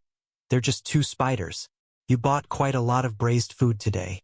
By the way, you made a good choice with this green bamboo wine. The bamboo that grows in the graveyard is dark and thick, perfect for brewing wine." Duan Yun puzzledly asked, "You're not seeking revenge anymore?" "Nope. Getting all worked up is too tiring. Just compensate me with some wine," Murong said languidly. Upon hearing this, Duan Yun couldn't help but feel suspicious. "I feel like this jade spider is fake, just ordinary big spiders. You're just looking for an excuse to drink some wine," Murong exclaimed. "I didn't expect you, so young and new to the martial world, to be so smart. Don't worry, I'll only take a sip. Drinking is fine, eating meat works too, but trade it for a secret book," Duan Yun said. Murong shook his head and said, "Mr. Duan, my brother, after all we've been through, we're not just friends but also neighbors. You've seen what this sword technique has done to me. I don't want to harm you." Duan Yun thought for a moment, then said, "All right." Saying this, he took a swig of wine and tossed the bottle to Murong. He intentionally threw it a bit crooked. Murong slid on the ground, and the wine bottle landed steadily on his chest. With an open mouth, the wine flew right in. After drinking Duan Yun's wine like this, Murong didn't want to mooch without giving something in return and said, "Besides the sword technique, I can teach you anything, this drinking skill." He hadn't finished his sentence when he paused suddenly. Duan Yun extended a finger and projected a stream of liquid. He immediately recognized it as wine. Another master? As he lay there, boasting about his unique wine-drinking technique, Duan Yun could actually project wine with a finger. At that moment, Duan Yun said, "You don't know. The thrill of projecting wine is far better than just drinking it. Darting wine is much more enjoyable than drinking." Hearing this, the usually indifferent Murong grew curious. How enjoyable! It's like the saying, a wife is not as good as a mistress not as good as a secret affair, and a secret affair not as good as an unrealized one. The difference between drinking and darting wine is even greater than between a wife and not getting caught, Duan Yun boasted. Murong's usually empty eyes flickered with emotion. Duan Yun continued, "Want to learn? You can use. No desire to learn." "Ha! I'm too lazy to learn." Duan Yun. He didn't give up and continued, "Once mastered, this finger technique can project wine, shoot at people, and even nourish yin and strengthen yang." He believed that no man could resist the allure of shooting wine, targeting people and enhancing vigor. Unfortunately, Murong wasn't a regular man. He just lay there, suddenly motionless, as if recalling some painful memories. Nourishing yin and strengthening yang, nourishing yin and strengthening yang. If not that I wanted to leave my body intact, I would have castrated myself when my father fell ill, Murong lamented as he looked at the sky with a melancholic tone. Ah, if only I were a woman, maybe there wouldn't be so much pain. After that, he returned the wine jug to Duan Yun and crawled back under his mat. Before Murong had mentioned nourishing yin and strengthening yang, Duan Yun had thought he wanted to live, because he sensed the desire of a living person in him. But after the mention of nourishing yin and strengthening yang, Duan Yun felt like Murong had become a living dead again. What a misguided, kind-hearted attempt. Duan Yun felt somewhat guilty and frustrated, unable to help asking, "What exactly do you need to come out of this and let me learn your sword technique? You're a Duan, right? Unless you can get old demon Duan from the Duan family to come here and turn me into a woman." It seemed like he was deliberately making it difficult, or wanting him to give up, as Murong responded in such a faint tone. Duan Yun felt a sudden cardiac arrest and couldn't help but retort, "I am old demon Duan, but I really can't do that. I freaking only know how to nourish yin and strengthen yang." Chapter 49 Fragrance of Blood Blossoms. Watching Murong become a living dead, again, aside from turning him into a woman, it seems extremely difficult to alter this condition. Duan Yun couldn't help feeling a bit frustrated, because he knew there wasn't much hope. Duan Yun was considering whether surgery could resolve this issue. The result was daunting, more difficult than creating his own cultivation technique. The creation of female organs by hand would be harder than making a nuclear bomb. Thinking that his good intentions had backfired, Duan Yun felt irritated these past couple of days and could only vent by working on the elbow sword. On the evening of the third day, he stood in the backyard and threw an elbow at an old tree. The power of his elbow unleashed the sword chi, tearing through the air. With a loud bang, the sword chi punched a hole in the trunk. Splinters flew everywhere, a testament to the mastery of his elbow sword. But Duan Yun felt a dampness at his elbow. He looked down and got a shock. He was bleeding. Clearly, it was from exerting too much force just now. The newly found meridian pathway was ultimately not the result of careful refinement. One must progress incrementally. There's no way to be so rough on the first attempt, without regard for whether the pathway could handle the strain. He could only blame his preoccupation for venting his emotions. Duan Yun quickly attended to his wound. This could be said to be the most severe injury he had sustained since he had achieved mastery in swordsmanship, even worse than the time he clashed with the elder from the Red House. Looking at his blood-stained elbow, Duan Yun decided to take a break. Feeling rather depressed, he thought about dispensing some vigilante justice, maybe killing a few from the Thunder God and Mother sect to lift his spirits, if they were still in the vicinity. His elbow sword technique's power wasn't fully controlled yet, but his toe sword was perfected. When the time came, he could simply remove his shoes and strike at those from the Thunder God and Mother sect with his toes, one for each person, considering it an act of eradicating evil on behalf of the people. These maniacs who go crazy and kill at the sound of thunder deserve to be wiped out. At that moment, a loud rumble echoed. Duan Yun looked up. Thunder. Judging by the sky's hue, it was clearly about to rain, so he went to gather the clothes. As he walked through the cloister, Duan Yun suddenly smelled a floral scent. It was like a mixture of plum blossom and jasmine. There were plum trees in the villa, and he didn't know if there were wild jasmine flowers, but logically it was not the season for plum blossoms and jasmine to bloom. Duan Yun strongly suspected that Murong was sneaking drinks. During a previous conversation, Morong had mentioned that he had once brewed plum blossom brew but couldn't remember where he buried it. He was too lazy to look for it and said if Duan Yun was interested, he could find it and share it. Duan Yun had been busy with cultivation recently and hadn't bothered with this. If there were still any living interests left in Morong, it would only be drinking. Did the guy remember where it was and then decide to hoard it for himself? Duan Yun also enjoyed drinking and couldn't help but quicken his pace to Morong's room to share a drink. Since he started out in the martial world, he must have drunk at least 180 kilograms of liquor but had never tried plum blossom brew. Morong was still lying underneath the table, his body hidden by straw matting, like a corpse. But the floral scent was still detectable. The sneaky fellow, drinking flowery booze behind my back.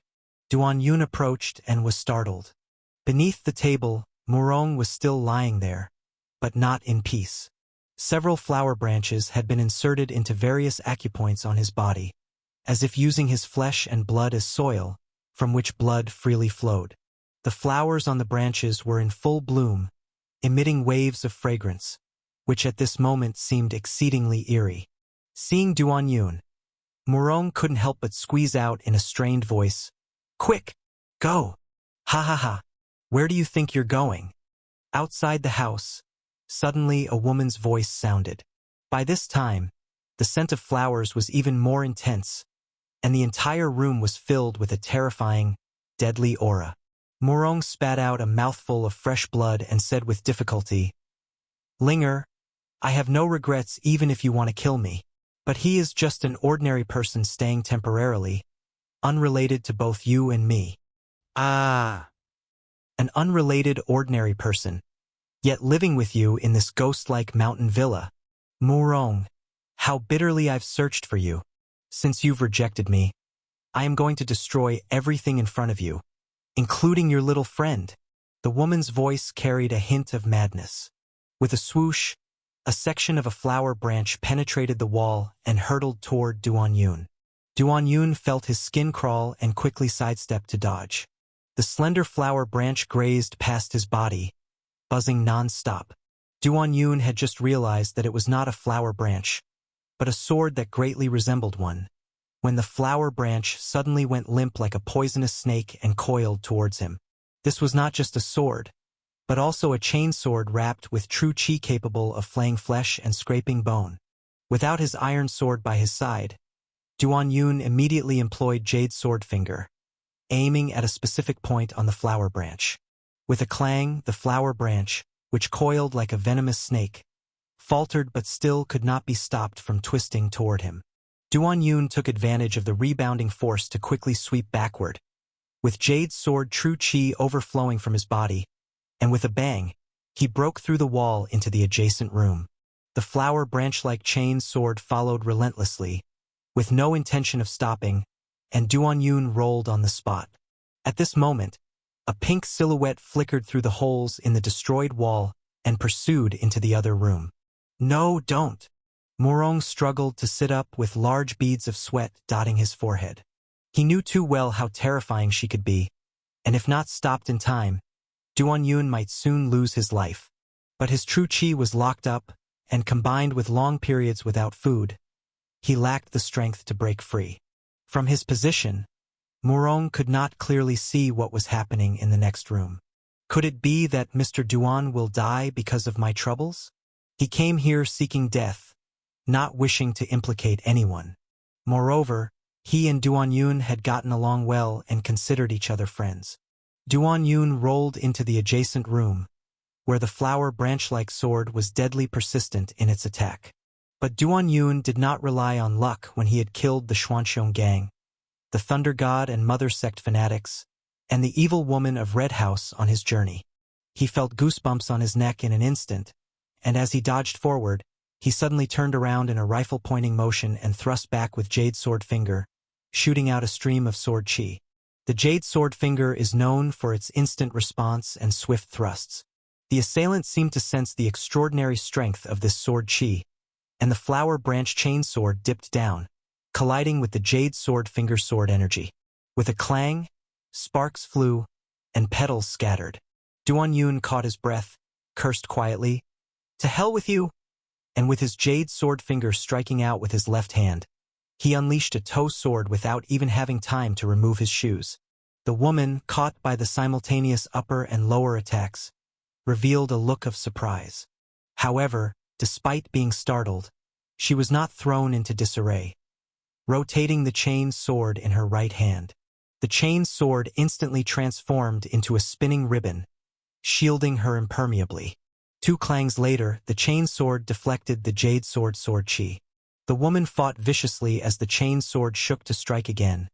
But at that moment, her pupils shrank sharply, and she put all her strength into maintaining a defensive stance. This was because a vision of a snow-robed sword immortal Dharma had appeared in the dimly lit room. Following the Dharma image were over a dozen silver-white sword chis. Duan Yun, with a grim expression, controlled the white silk jade sword Dharma to shoot out multiple streams of jade sword energy, while lifting his foot for another sweeping strike.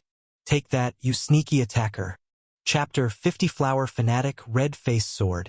Plum Blossom Falling. The lady in red's true chi flowed continuously. The flower branch sword, akin to twigs of blossoms, combined hardness with softness, spinning like a ribbon, with petals scattering like a plum blossom rain. Over a dozen streams of jade sword finger sword energy collided with the chain sword, setting off a thunderous explosion. Even though the lady defended herself tightly, the terrifying penetrating power of the sword chi still sent her flying backward off her feet, until she barely managed to stand straight again with her heels against the wall. Such formidable sword chi. But the next moment, her face lost color, as she suddenly crouched and raised her sword to block. That sinister finger sword energy flying low, sneaked in for an attack. With a muffled thud, her hasty defense avoided her being pierced by the sword chi. But her lack of preparation resulted in her body being struck and sent smashing through the wall with a bang. Duan Yun was usually the one ambushing others and was rarely ambushed like this, so now that he switched from defense to offense, he pursued relentlessly, not giving his opponent a chance to breathe. Just as he neared the hole in the wall, a flash of red brilliance appeared. Countless petals wrapped in true chi spun towards him, and Duan Yun could even see the light aqua-colored vortexes formed by the true chi spinning with the petals. Such urgent and rapid attack. Breaking body sword energy. As the sky filled with falling petals closed in, silver-white sword chi spread out from his body like endless threads of rain. For a moment, it was as if red flowers had crashed into the white rain. While breaking body sword energy couldn't knock the petals down, it could slow them. Almost simultaneously, 3 streams of sword chi emitted from his limbs, shattering the petals in front of Duan Yun. Thus, a large gap was torn through the sky full of flower rain, and Duan Yun took the opportunity to burst through. The instant he got out, he only saw a figure in red at the end of the corridor, trying to flee. Without hesitation, Duan Yun unleashed a toe sword at that spot.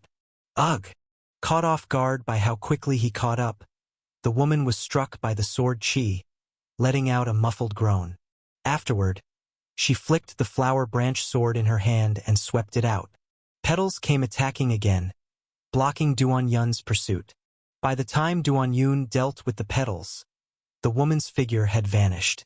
This woman runs so fast. Inside the house, the forehead of Murong clenched in pain, his face contorted in agony. The next moment, he pulled out 2 flower branch swords from his body, trembling and nearly passing out. But he knew he couldn't faint or stop. Any delay, and Duan Yun might be dead. Without a saber at hand, he swept his palm, and the wooden table beside him was shaved into a blurry knife shape. For him, a 1-in-a-million saber prodigy, anything nearby could become his weapon. Enduring the pain, Murong grabbed the wooden saber and pursued through the breach. He must stop. When he followed through the 2 openings to the corridor, he saw Duan Yun raise a foot and shoot out a sword chi. The sword chi burst forth, swift as moonlight, extremely fast. Then, the sword chi hit Linger, sending out a streak of blood. Afterwards, petals scattered, easily knocked down by Duan Yun, and Linger disappeared without a trace. Murong stood there, completely stunned. This development wasn't what he had imagined. According to common logic, even if Duan Yun did not die, he should be in danger of his life, but in reality, his former lover Feng Linger, now his younger sister Murong Linger, was injured by Duan Yun's toe sword energy, forcing her to run away.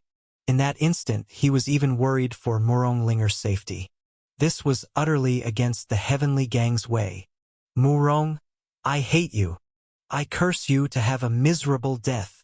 At this moment, wails of extreme resentment from a woman drifted in from outside the manor, carrying a particularly painful significance, and gradually faded away.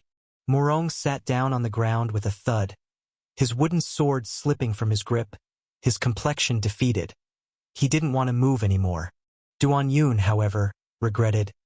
If only that kick had been harder. His tone carried a trace of the frustration he had felt in his past life when he missed a goal in soccer, with the ball skimming past the post. Toe sword, since it was only recently mastered, ultimately fell short of Jade's sword finger in lethality. Otherwise, that sinister woman would have surely been left behind. Immediately afterward, he looked at Murong lying on the ground and asked, "Are you okay?" Murong was pierced by the flower branch sword, leaving several bloody holes that looked a bit frightening. "I'm fine." Saying so, he pressed the Tsuchi and Tanzhong acupoints to reluctantly stop the bleeding. The storm was coming, and the world was dark and gloomy. Duan Yun asked, "Was that your enemy just now?" Murong hesitated to speak. Then Duan Yun remembered certain details, caught on and said, "Just now it wasn't your sister-in-law. Oops, I mean one of your sisters, right?" Murong nodded faintly and said weakly, "Now you see how fearsome practicing this saber technique is, don't you? Feng Linger was once the lover I deeply loved, but she became my sister. Not wanting to see her again, she became somewhat mad, hating me, wanting to torment and kill me, and now even involving you." "I'm truly sorry," Murong apologized. Duan Yun quickly replied, "Not at all. My fight with your sister-in-law, with your sister was quite exhilarating. She's formidable." That woman holding a flower branch sword was easily the toughest opponent he had met since entering the martial world. He had slain the Red House Elder, and now, with his toe sword greatly improved, he still couldn't hold the opponent down. But he also felt lucky that he didn't kill the opponent. If he had killed Murong's former lover, who is now his sister, it would have really soured their neighborly relationship. Murong looked at him with a complicated expression and said, "I didn't expect you to be even more formidable." Duan Yun reflected, "That's good," barely managing to protect myself. Then there was the rumble of thunder and the pouring rain. Duan Yun and Murong huddled in the dilapidated house, watching the torrential rain outside, as everything around them became a vague expanse of white. At such times, one feels an extra sense of profound loneliness. After talking further, Duan Yun learned that the woman he had just fought was not only Murong's karmic love, but also the well-known, flower-fanatic Red Face of the martial world. Feng Linger was a disciple of the Red Frost Sword Palace, the most cherished pupil of the Red Frost female sword god, master of the inherited Red Face sword. Her swordsmanship was sharp and deadly, capable of flaying flesh and bone while you marvel at the beauty of falling petals. Feng Linger had been traveling the martial world for a long time, her beauty and swordsmanship unparalleled. She was considered one of the most stunning and formidable young sword cultivators in the martial world. Duan Yun had just experienced it. If he had been entangled by that sword, he would have lost a piece of flesh at the least. No, it definitely wouldn't have been as simple as just a scratch. Once, Feng Linger and Murong were the envy of the martial world as a celestial couple of the dual masters of sword and saber, making many others jealous. Now, Duan Yun knew the rest of the story. She was always somewhat obsessive. Once she set her mind on something, it was extremely hard to change. Knowing the truth, she persisted unwillingly and ultimately became extreme, Murong said dimly. At this point, he looked at Duan Yun and said, "Since she has found me, you can no longer stay here, Mr. Duan.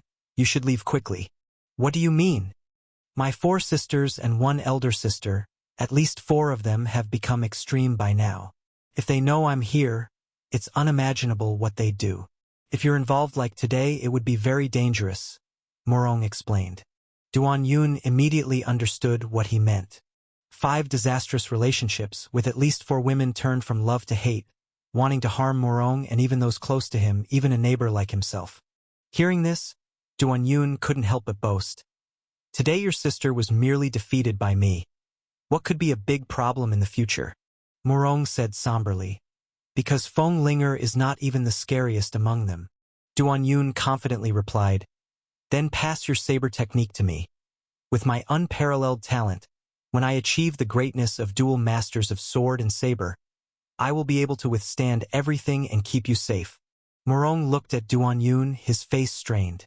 He had never seen anyone so confident. Overconfident even. Yet, this fellow's performance in injuring his sister just now made this confidence somewhat reasonable. Absolutely outrageous. He thought himself wicked enough, yet the guy in front of him seemed no less than himself at his peak.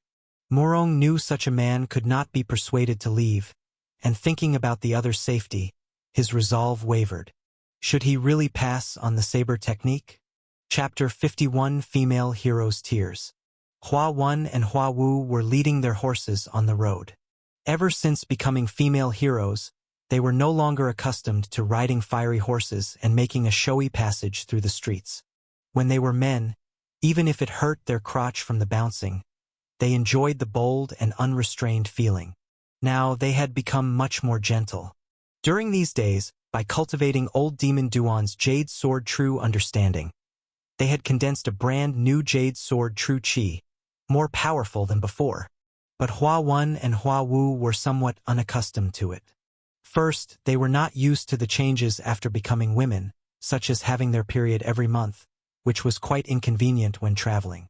Secondly, they weren't used to stopping taking the big medicine.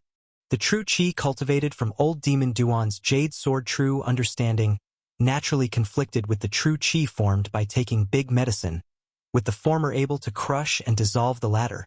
One could say, after practicing old Demon Duan's Jade Sword True Understanding, they didn't need to plant and consume big medicine anymore, but they really missed the taste of the medicine. Or rather, they missed the process of planting and consuming the medicine. One reason was like farming, there was a feeling of harvest, and another was that the big medicine really tasted good. After eating it, all other delicacies of the world seemed tasteless. Hua Wu expressed several times her desire to eat big medicine again, but Hua Wen told her to endure. Hua Wu couldn't help but mutter, Sister, we sisters are more powerful than before. What are we afraid of? All this fear, isn't it just because of Mr. Duan? But we shouldn't miss out on enjoyment just because of Mr. Duan, right? Hua Wen was much more cautious and said, Both true Qi conflict, too much conflict, and I'm afraid there will be problems. What changes? We've already become women, what more could happen? Turn us into monsters. This day by day, can't eat what we want, can't play with women. Being a female hero really sucks. Hua Wen herself was also suffering from restraint and said, All right, just this once. The town ahead should have the big medicine we planted years ago. Only then did Hua Wu cheer up. Even female heroes need to consume big medicine. It must be said, since practicing the Jade Sword True Understanding, both lost their beards and their skin had become delicate. Originally very masculine with square faces, they somehow appeared somewhat attractive in the eyes of others. Especially since the two were twins, this bit of attractiveness was further accentuated. But at this moment, the two twin female heroes, who originally attracted others' gazes, were instead captivated by another woman. Beside the road, there was a black carriage parked. Sitting on the carriage was a beauty in a green skirt with a light veil over her face. Although they couldn't see each other's faces, they were already captivated by the other's grace. That pose, simply the pinnacle of perfection, a woman among women. Although they had become women, they both still did not like men but women. Beautiful women. At that moment, the green-skirted beauty looked over and said, If the lady heroes don't mind, why not come up for a drink to relieve fatigue? Hua Wu was tempted, but Hua Wen cautiously said, Thank you for your generous offer, miss, but we have a journey to continue. As they were about to take Hua Wu away, a voice suddenly echoed, Why can't you just comply with me? Almost simultaneously, a ribbon flew out from the carriage, attempting to ensnare Hua Wan and Hua Wu. Though they had turned into women, they were still seasoned fighters from old Riverside, reacting very quickly. One unleashed a water moon slash with their sword, the other executed Jade Sword Finger. The ribbon was slashed apart, and knowing they faced a master, just as the sisters were about to unite and counterattack. Suddenly, the green-skirted beauty, unbeknownst to them, had already appeared above the carriage. The next moment, the green-skirted beauty's clothes slipped off, revealing a pure white body. Hua Wan and Hua Wu had no time to react, their field of vision filled with blinding whiteness and colorful patterns.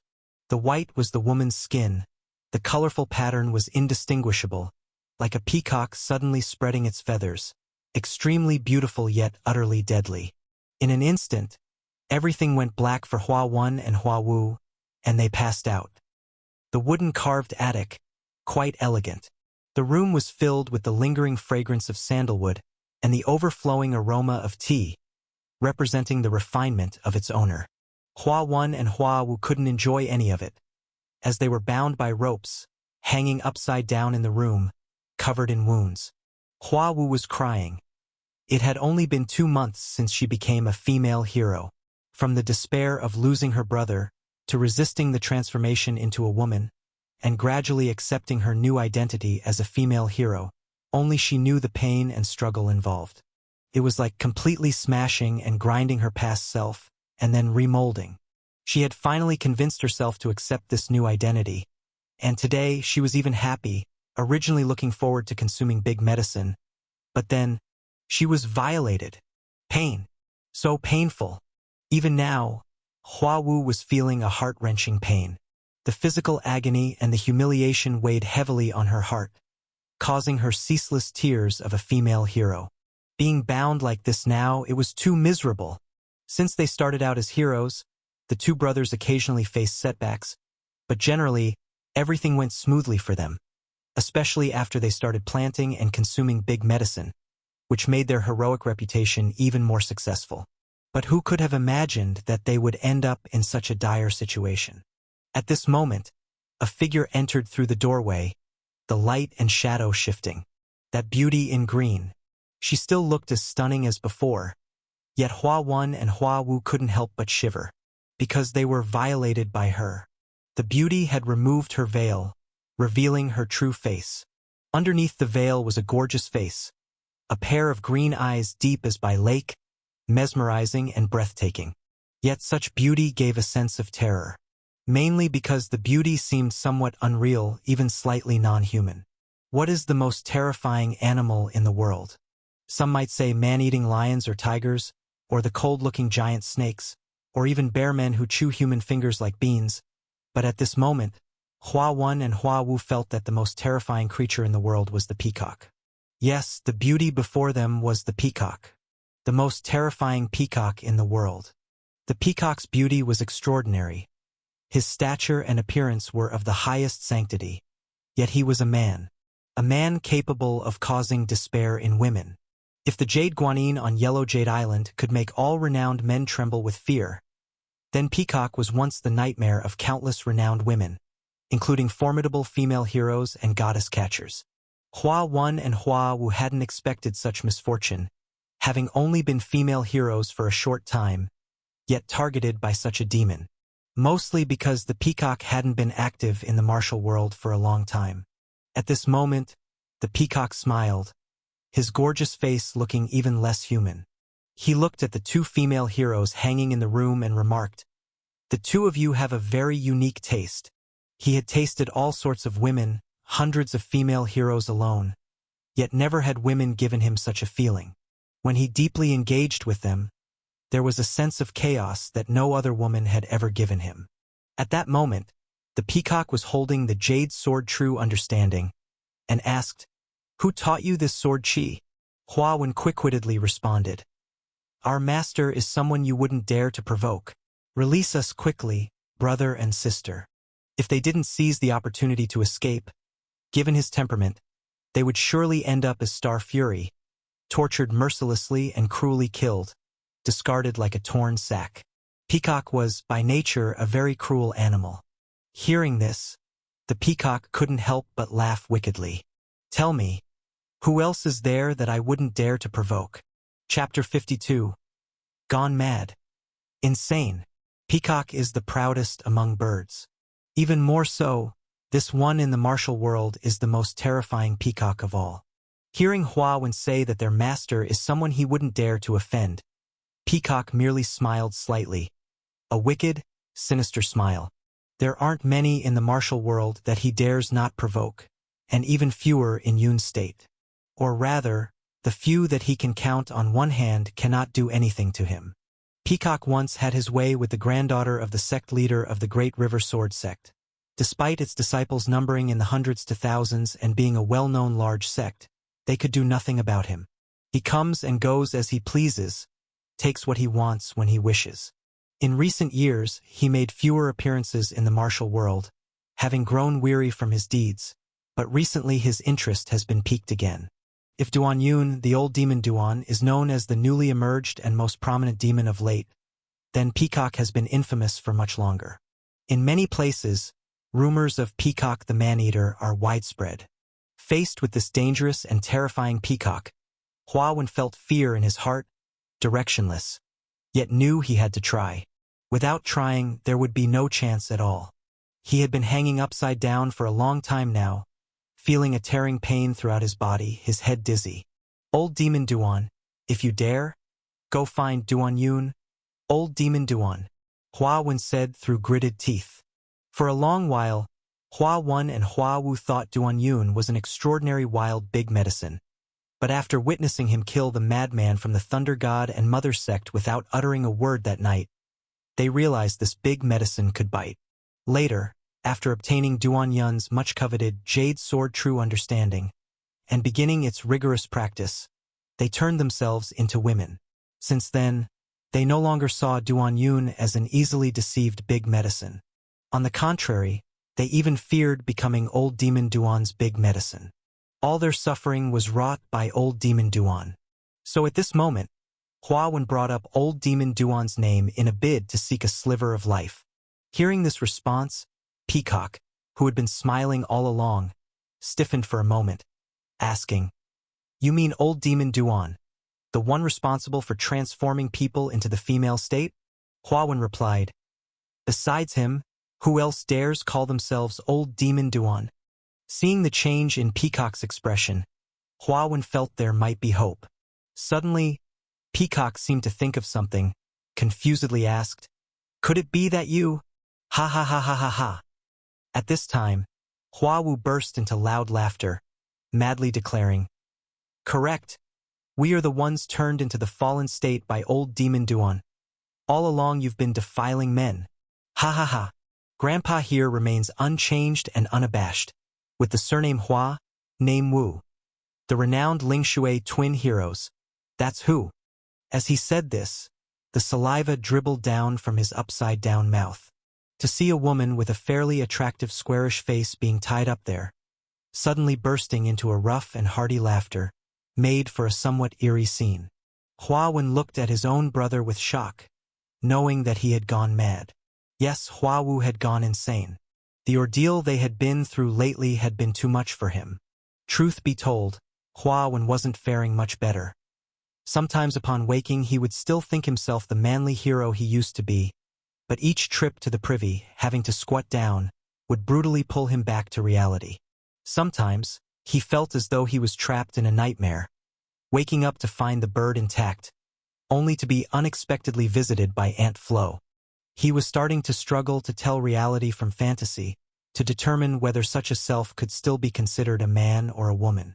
Would he continue to like women or gradually accept men? Could he become pregnant, bear children? Could people like them still find someone else to blame? Huawu was clearly in a far worse state. Hence, after being humiliated and ruined by Peacock in such a manner, he went mad. As brothers, when one heart is disturbed, so is the other. Huawun felt himself on the brink of madness too. His body, hanging inverted and naked, was covered with scars, his head painfully congested with blood. "So go find him," Go find old demon Duan. Dare you not? Hua Wen suddenly burst into tears, then burst into laughter, exposing his stark white teeth. At this moment, the strange expression on Peacock's face had vanished. With a wave of his hand, the two red ropes fell, and Hua Wen and Hua Wu heavily dropped to the ground. But the next moment, those two red ropes suddenly tightened again, yanking the two over like leash dogs. Peacock watched them with a sinister smile, and the already mad Hua Wu, upon seeing this beautiful face, couldn't help but shiver instinctively. Old Demon Duan. Nowadays just anyone dares to call themselves Old Demon. When this seat was committing adultery in the royal palace and was called an old demon, this old demon Duan probably wasn't even born yet. Would this seat be afraid of him? Saying this, he yanked the sisters Hua Wen and Hua Wu like pulling two dogs, coldly saying, "Lead this seat to him, and I will make him fall and grovel like a pig or a dog himself, this star fury. You creatures really make this seat feel somewhat sick, but perhaps after debauching enough of you hermaphrodites, this seat could barely adapt." For a moment, the beautiful peacock seemed even less human. Thus, the spacious black carriage continued on its way, only now it carried a pair of twin heroines, who were scantily clad. During the journey of the black carriage, two horses were also on their way to Wangchun City. Two almost identical black horses, each bearing a goddess catcher that looked nearly identical. The black horses galloped, their riders' ample bosom curves quivering in the same frequency as they moved. It was yet uncertain if they needed assistance, but they had to find that demon Duan first. Meanwhile, in Wangchun City, aside from the madmen of the Thunder God and Mother Sect, there were a few more celestial women capable of consuming souls and corroding bones, frequently seen flying in the sky with men, committing adultery. Of course, they had only one reason for coming here. Duan Yun had no clue so many were looking for him, nor did he have the time to be aware. For the Murong brothers, who had been reluctant to talk, had finally opened up. "If you want to train in saber techniques, you ought to have a saber, right?" said the Murong brothers. "Would a sword work? Swords and sabers are much alike," Duan Yun suggested, holding an iron sword. "That won't do. Then I'll go and shave a wooden saber." "That won't do either. Then I'll go buy a saber." "I reckon that won't work." "Then what will?" "To master the 12 layers of spring rain, you can only use this one." Saying so, one of the Murong brothers laying there flicked his wrist, flinging a piece of paper. The paper, clearly thin and soft, flew toward Duan Yun like a brick. Duan Yun looked at the oily piece of paper, puzzled. "A pawn ticket? Redeem this saber and I will give you the secret book," said the Murong brother. Duan Yun, surprised at the pawn ticket, exclaimed, "This saber is made of gold? Pawned for 800 taels. Wait, do you know I have 800 taels?" With a look of disdain, the Murong brother said, "You don't have a fart's worth of 800 taels. You only have 391 taels and a pair of jade bangles." "Duan Yun, what the hell, did you have some side business going on?" A saber worth pawning for 800 silver taels was naturally no ordinary item, but this cost Duan Yun a steep price. 800 silver taels. If not for the jade bangles that were sold at a fair price, he almost sold his donkey. Though it cost 800 taels, Duan Yun now had a saber in his hand. A saber worth 800 silver taels. A saber that could make him a dual master of sword and saber. Chapter 53. Demon Blade Wenro. Duan Yun redeemed the knife of the Murong brothers from the pawnshop. Until now, he still felt a kind of pain as if he had lost flesh. Holding this knife, it was hard for him to judge its value. The pawnshop was willing to pay so much money for it, which was surely the least they would accept, but it was a pity that he wasn't well versed in knives. He only felt that the material and craftsmanship of the knife were very good, and just the feel of the knife handle in his hand was far better than his worn-out iron sword. However, the edge of the knife was a bit blunt.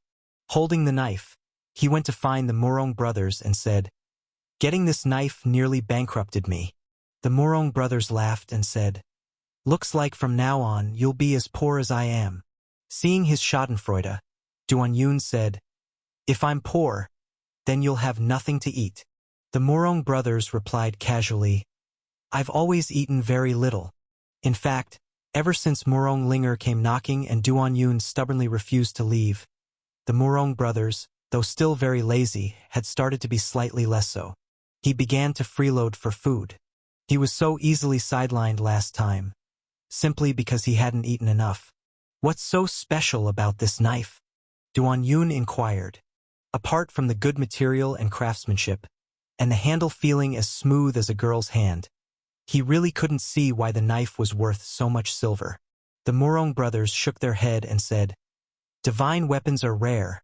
It seems you know even less than the pawnshop owner. As they spoke, they took the knife from him. Just as they ran a finger along the edge, the blade and the handle came apart. Duan Yun was startled, thinking it had broken, but in the next moment, he couldn't help but squint his eyes.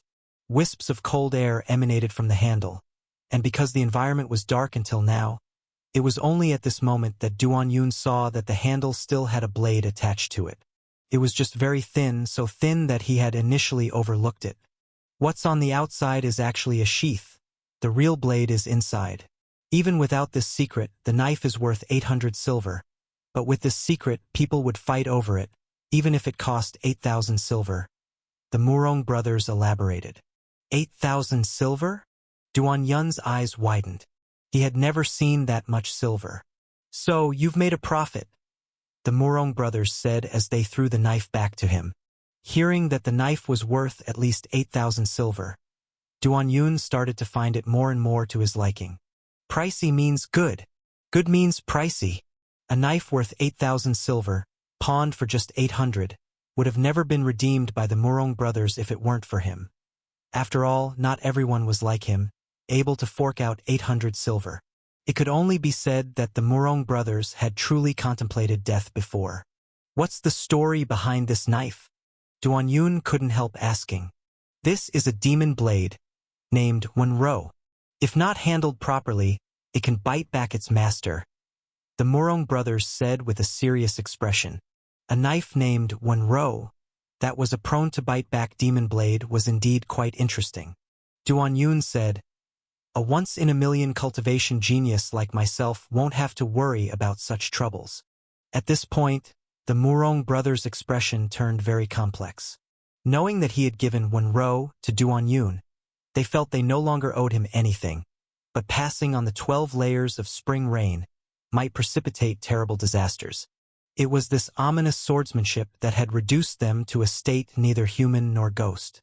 Although Duan Yun had assured they had no estranged younger sister to worry about, there was no telling what other fearsome changes might occur. But they weren't someone to dwell on such complications.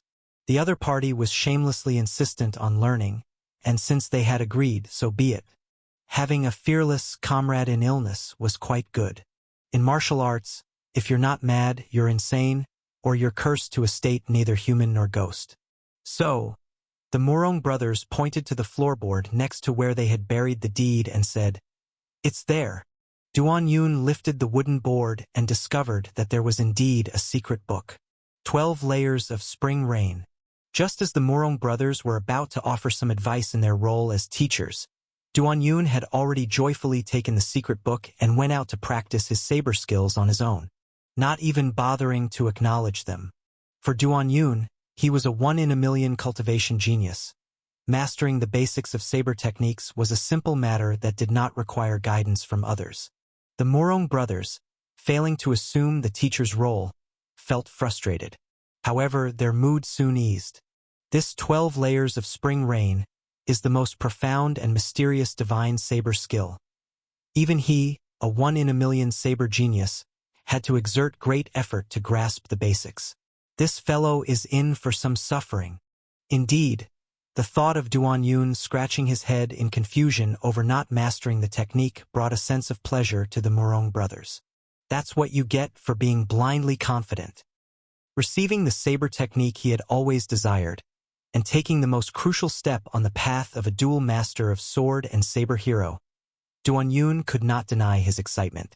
He quickly went to the backyard, sat down with crossed legs, and carefully started to read the secret book. As he read, Duan Yun's expression turned slightly pained. This saber technique was difficult, even more so than the jade sword true understanding. While there are similarities between swordsmanship and saber techniques, the saber also has many specialized terms. This secret book, taken from the 12 Divine Valleys, must have been handwritten by the Murong family ancestor, imbued with an aura of ancient mystery. Clearly, the Murong ancestor did not consider whether novices in saber techniques could understand it when he wrote this book. He probably did not expect that someone who had never learned saber techniques would dare to start with the 12 layers of spring rain. But Duan Yun wasn't without recourse. He skipped over the terms he couldn't quite understand, looking at the book with a broader perspective. It was somewhat like filling in the blanks in a language test. Once the context was considered, he could guess the answers. As he read on, Duan Yun found that the parts he didn't understand before now seemed clearer. By this time, the sky had turned completely dark. Duan Yun confirmed that the 12 layers of spring rain was indeed a profound and enigmatic divine technique, and with his supreme talent and intelligence, it took nearly 3 hours before he barely touched upon the threshold. He faced the moonlight, practicing the jade sword stance, continuing to study the secret book. For 2 consecutive days, Duan Yun was filling in blanks. It wasn't until the 3rd day that he began practicing the saber. In fact, the external moves of 12 layers of spring rain consist of only 3 moves: Spring Equinox, Jingzhe, and Silent Rain. Spring Equinox focuses on the word divide, making the move sharp and fierce. Jingzhe is about the sudden outburst of a violent strike, like the spring thunder startles 100 insects. And Silent Rain emphasizes rapid and continuous saber techniques, like endless drizzling rain. Each of these 3 moves has several variations. These variations are not numerous in saber techniques, yet Duan Yun swung his saber with great enjoyment. Whether it was the sudden exertion of force in Jingzhe, making the saber buzz like thunder, or the swift slashes of Silent Rain, that seemed as if one could see from Penglai West Road to the east, both gave a sense of utter satisfaction. Murong brothers couldn't help but laugh when they saw him practicing saber. These 3 moves serve only as the facade of 12 layers of spring rain. Anyone could practice that. But the core essence of 12 layers of spring rain lies in the 12 layers. The rotation, with each layer of sword chi building upon the next, climbing to the climax of the 12th layer, devastating heaven and earth. At this moment, Duan Yun had not even grasped the basics, and even some of the simplest surface moves of the 12 layers of spring rain were practiced incorrectly. In essence, fetching any 3rd or 4th-rate swordsman to practice these facade moves would result in better proficiency than Duan Yun's. One could say that Duan Yun's talent in saber techniques was mediocre at best. He was boasting so outrageously before, claiming a 1-in-a-million talent, revolutionary through the ages, even made himself out to be better than I am, and I actually believed some of it. "I'm such an idiot!" exclaimed the Murong brothers, after they went to sleep soundly. On the other side, Duan Yun stopped practicing the saber and remarked, "All right, I've begrudgingly mastered this damn difficult technique. Now it's time for the part I'm really good at. 12 layers of spring rain, rotate." With a swing of his saber, 2 layers of sword chi intertwined and spun outwards, followed by a 3rd layer. Chapter 54. Difficulties in Advancement. Old Demon Duan. Duan Yun had to admit, the 12 layers of spring rain was indeed challenging. Even he, a rare cultivation genius 1 in 10,000, faced a challenge.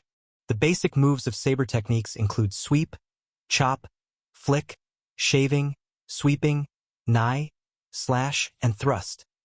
This secret book also used some specialized terms that Duan Yun didn't quite understand, such as pressing blade, hidden knife, and wrist cutting, and there were no illustrations or annotations. This was the hardest part for Duan Yun. Even though he had learned swordsmanship, the jade sword true understanding didn't have many sword moves. Water moon slash was just horizontal and vertical slashes, jade sword finger was just thrusting, and embrace sparrowtail was visualizing the Dharma image, accompanying oneself in slashing and thrusting. The key was that there were illustrations for the moves in the other book, but not in this one.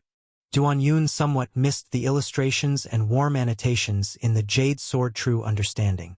However, after some persuasion, he finally completed this fill-in-the-blank question. Pressing blade, hidden knife, wrist cutting, he had mostly understood them according to his own interpretation. The introduction to the release and rotation of sword chi later in the book was something Duan Yun needed to familiarize himself with more. The release of sword chi was somewhat similar to that of sword chi, but the unique aspect of the 12 layers of spring rain was to make the sword chi rotate. This was what the Murong brothers saw as the essence of the 12 layers of spring rain, and also the most difficult part. In this world, there certainly weren't many saber cultivators who could unleash sword chi, but there were not few either. After all, upon reaching the later stages of the Chi-Si realm, one could condense true chi into sword chi and attempt to release it outward. But making the sword chi rotate, for anyone other than a rare, 1 in 10,000 saber genius, would be an outrageous feat, more so than a man suddenly turning into a woman and bearing a brood of children. Even for Murong brothers, who were the most talented in saber techniques in generations of the Murong family, it took a great deal of effort to make the sword chi rotate. He remembered that it took 19 days to get the first layer of sword chi to rotate, and he was so happy that he did 56 somersaults. But for Duan Yun, it seemed like not a big problem. If he hadn't condensed the Sword Immortal Dharma of the Black Silk Jade Sword Immortal, capable of thrusting the Jade Sword Finger Sword energy in a curve, nor had he created the Breaking Body Sword energy, which allowed sword chi to slash mosquitoes and cut grass with various degrees and angles, then this might have been a problem to overcome. Now, Duan Yun felt that mastering the rotating sword chi was as easy as returning home. His body had long adapted to the rotation of sword chi, even breaking through while rotating, so now adding in sword chi was just a matter of course. The Murong brothers were thrilled to have achieved the first layer of rotating sword chi, celebrating with 56 somersaults. Duan Yun, however, started with 2 rotating layers and was now striving for the third. As they say, sword chi and sword chi are no different. 3 days later, Duan Yun, quite distressed, sought out the Murong brothers, because he really encountered trouble. His sword chi had reached the 3rd rotating layer, that is, the 3 layers of spring rain. He thought the 4th layer would be as simple as 3 plus 1, but it wasn't. The 3 rotating layers of the 3 layers of spring rain could be consistent on their own, but adding the 4th layer, they would easily clash. The 4 layers of spring rain proved challenging for him. He felt that after achieving the 3 layers of spring rain, he was barely considered to have entered the door, so he came to consult with Murong brothers, the master. Duan Yun always welcomed others' guidance. Otherwise, he would not have been so grateful for the annotations in the Jade Sword True Understanding. A rare genius, coupled with the guidance of a master, is definitely skyrocketing without stopping. Murong brothers, I've encountered a problem with this saber technique, Duan Yun said sincerely. The Murong brothers couldn't help but laugh. The feeling of finally being regarded as a master had come. So they made themselves comfortable, lying down and asking, "What's the problem? These secret techniques are too simplistic in some parts, for example, from the 3 layers to the 4 layers of spring rain. How can I make them no longer clash?" Duan Yun asked for advice. Murong brothers smiled cheerfully. "This 3-layer. Wait a minute. Why are you asking this question?" Duan Yun said seriously. "I've been practicing hard for almost 3 days from 3 to 4 layers without progress, so I've come to consult with you." If he wasn't in a hurry to become the dual masters of sword and saber as soon as possible, he would probably have pondered the 4 and 5 layers of spring rain himself before consulting.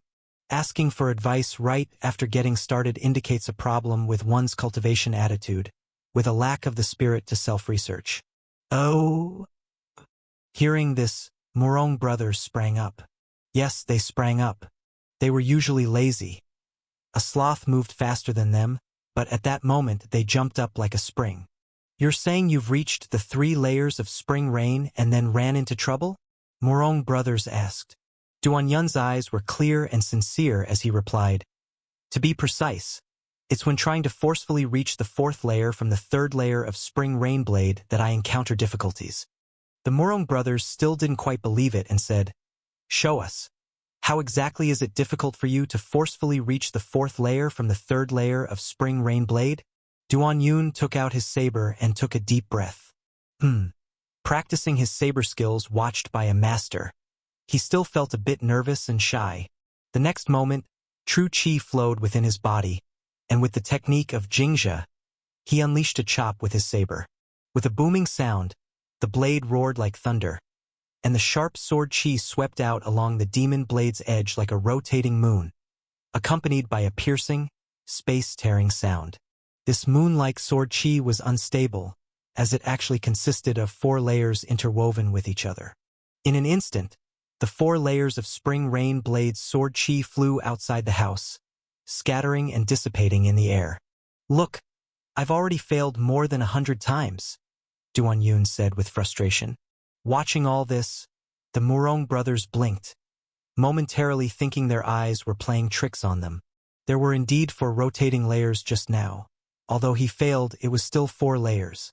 Retreating 10,000 steps back, even if the attempt to force the 4th layer failed, the 3rd layer was genuinely solid.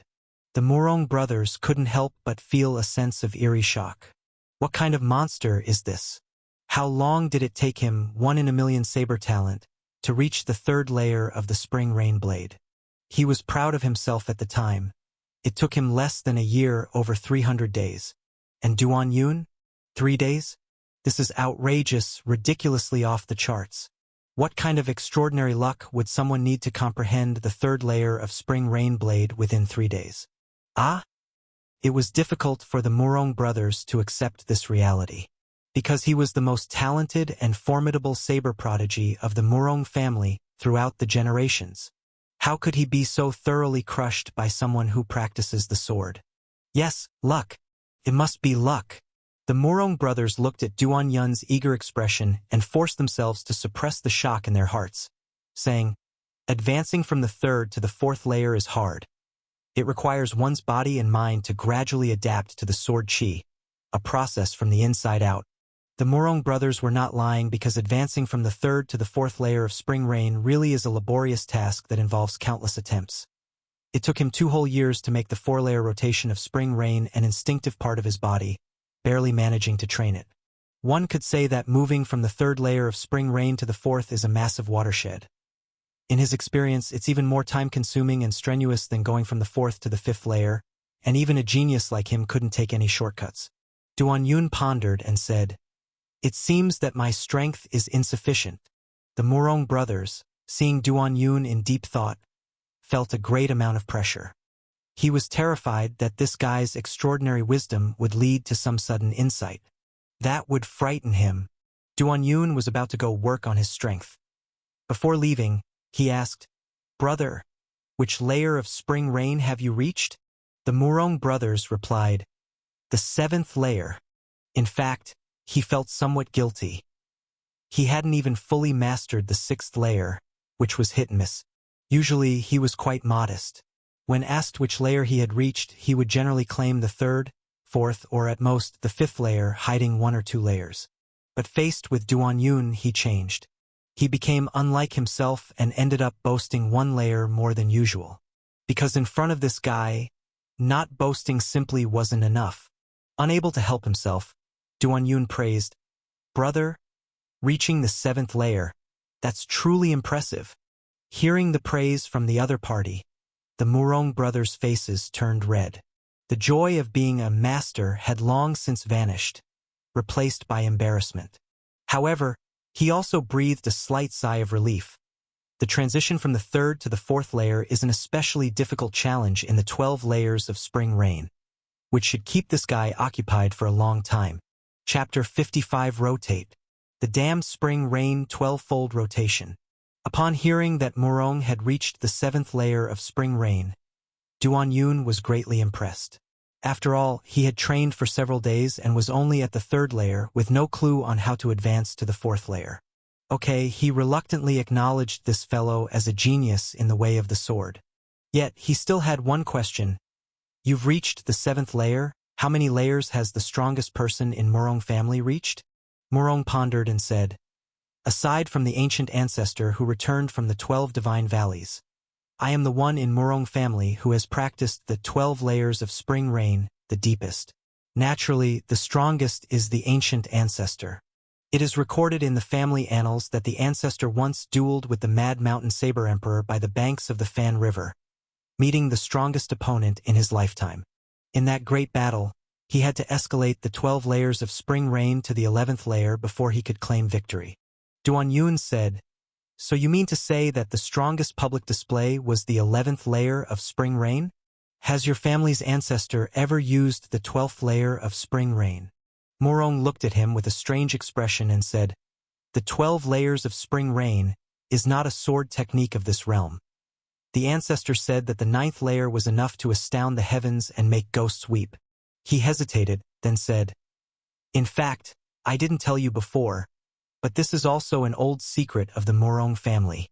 After the duel with the Mad Mountain Saber Emperor, the ancestor sheathed his sword for good, and his later years were shrouded in mystery." "Mystery in his later years?" Duan Yun asked, puzzled. "Yes, in his later years it was as if he turned into a different person, his body covered with red fur, and what ultimately became of him, I am not sure. The related records in the family annals are nearly erased, leaving behind only this rumor." Successive Murong family heads regarded the ancestors' teachings very seriously, not daring to practice the 12 layers of spring rain lightly, and that is related to this matter.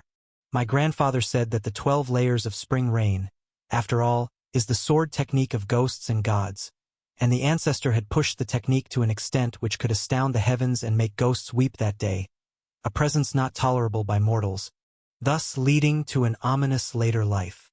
I didn't believe these ghost stories at all before, but my own experiences tell me that this might be true. Having trained up to the 6th layer of spring rain was like being cursed with 5 evil fates. After the 9th layer, having a body covered in red fur doesn't seem too hard to imagine. Murong broached these subjects in this desolate mountain villa, casting an even more mysterious and thrilling aura around the surroundings. Listening to this, Duan Yun's eyes shone. To astound the heavens and make ghosts weep, does the 12 layers of spring rain hold such a promising future? Murong had thought that these words might strike fear into Duan Yun, but what he saw on the other person's face was not any trace of fear, but rather excitement. As if there were no such thing as a price to pay. This guy is not a normal person. After hearing about the power of the 12 layers of spring rain, Duan Yun practiced even more diligently. At night, Murong, wrapped in a straw mat, was suddenly awakened by a shouting. Since the last exchange, Duan Yun hadn't sought him out for over 10 days, and even his eating became irregular. He figured Duan Yun must have gone to grind away at the 4th layer of spring rain, which would be a very long process. But at that moment, he heard Duan Yun's roar, "You mothers! Rotate! Gone mad?"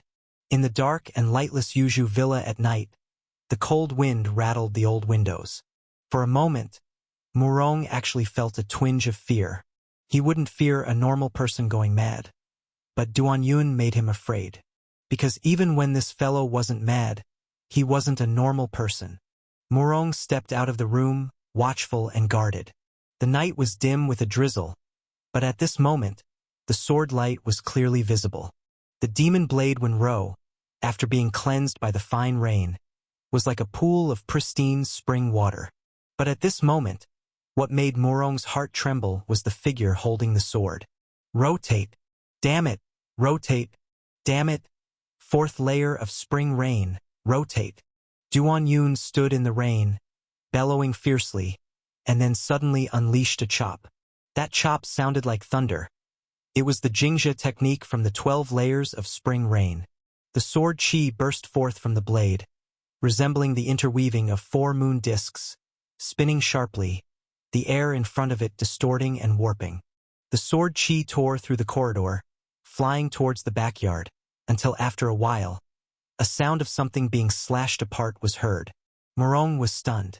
Did the 4th layer of spring rain actually succeed? He had spent 2 years, day and night, to move from the 3rd layer to the 4th. Yet this bastard did it with just a shout? "Rotate! Damn it! 5th layer of spring rain. Rotate!" After one chop, Duan continued to cry out madly. In the next moment, an even more frantic scene emerged. The 5 layers of sword light interwove at different angles and flew out. 5 layers of spring rain? Damn it, he has mastered the 5 layers of spring rain. Damn! Damn! Damn it! The 6 layers of spring rain are rotating. When Murong brothers saw the 6 layers of spring rain sword light flashing and flying out, their eyes went dull, and they slapped themselves. This slap wasn't light, so their face was somewhat in pain. This pain made it feel absurd, because this meant it wasn't a dream. Who the hell could shout out and master the 6 layers of spring rain? He started learning the blade at the age of 4, a 1 in a million saber prodigy, and after 20 years of practice, he barely touched the standard of the 6 layers of spring rain. And now, before his very eyes, this guy achieved the same level in less than half a month. No, even stronger, because his 6 layers of spring rain were more stable than his own. The destructive power brought by the 6 layers of spring rain was already quite astonishing. The blade wind blew past, and the rainwater in front of Duan changed direction, flowing upwards towards the sky. Damn! Damn! Damn it! The 7 layers of spring rain are rotating. Duan still hadn't stopped, and Murong brothers couldn't figure out was if Duan had gone mad, if they had gone mad, or if the world had gone mad. The 7 layers of spring rain were something he, the 1 in a million cultivation prodigy, hadn't managed to master in nearly 20 years. Or, to put it another way, his 6 layers were unstable. He dared not even attempt the 7th layer, feeling that even if he continued to work hard, he wouldn't reach that realm within 10 years. No one in this world could reach this realm while they were young. That's why when he bragged about the 7th layer of spring rain, he seemed so unsure of himself. But this guy, luckily, this time Duan word following didn't happen, and the sword chi he slashed was still the 6 layers of spring rain. But this guy definitely seemed mad. Rotate. Damn it. The 12 layers of spring rain. Rotate. What the hell did it mean to shout 12 layers directly? Why don't you shout 13 layers and just fly up to heaven? The more you shout, the fiercer the sword chi wants to be, right? Still, this time, it was the 6 layers of spring rain's sword chi. Obviously, even if this guy is a freak and not normal, there's a limit. But Duan hadn't given up. Rotate. Damn it. Keep rotating. The moonlight-like jade sword true chi sprinkled out from behind Duan, condensing into the sword immortal Dharma image. In the eyes of Murong brothers, Duan once again executed Jingxia, slashing a 6 layers of spring rain, and the Dharma image holding a sword behind him also slashed out a sword chi. The most plain first layer of spring rain was slashed from the female sword immortal Dharma, merging with Duan's 6 layers of spring rain. The 7 layers of spring rain transformed into an extremely bright sword chi, like a spinning waterfall sweeping past from the rain. After the sword light passed, only a loud boom was heard as the previously cobweb-covered rotten house shattered to pieces. The 7 layers of spring rain were unbelievably achieved. This was the Murong brothers' first time seeing the 7 layers of spring rain, a realm the saber genius sought for 20 years without success, a realm they didn't even dare to wish for in 10 years, and this guy who was just an outsider more than 10 days ago had mastered it? Murong brothers just felt a bit dizzy. They laid back down on the straw mat, wrapped up tightly. Outside, Duan was still damn shouting about 12 layers of spring rain. But they had already become completely stupefied and numb. Crazy. The world's gone mad. Chapter 56, The Curse of the 12 Layers of Spring Rain. Watching the house ahead crumble into ruins, Duan's head was steaming. He gasped for breath and collapsed. Collapsing in the drizzling rain. It was like collapsing into a downpour of spring rain. The 7 layers of spring rain were almost done. Forcing any further would be overexerting oneself. Continuously unleashing spring rain blade chi, he felt extremely tired and fatigued, as if his body was hollowed out. The achievement of these 7 layers of spring rain also required the exercise of great wisdom. He completed it only by working hand in hand with the sword immortal Dharma image.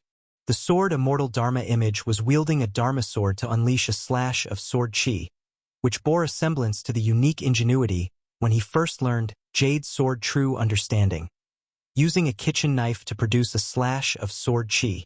All one could say was that, just then, for a moment, his mind and that of the black silk jade sword immortal merged as one, and he barely completed the 7 layers of spring rain.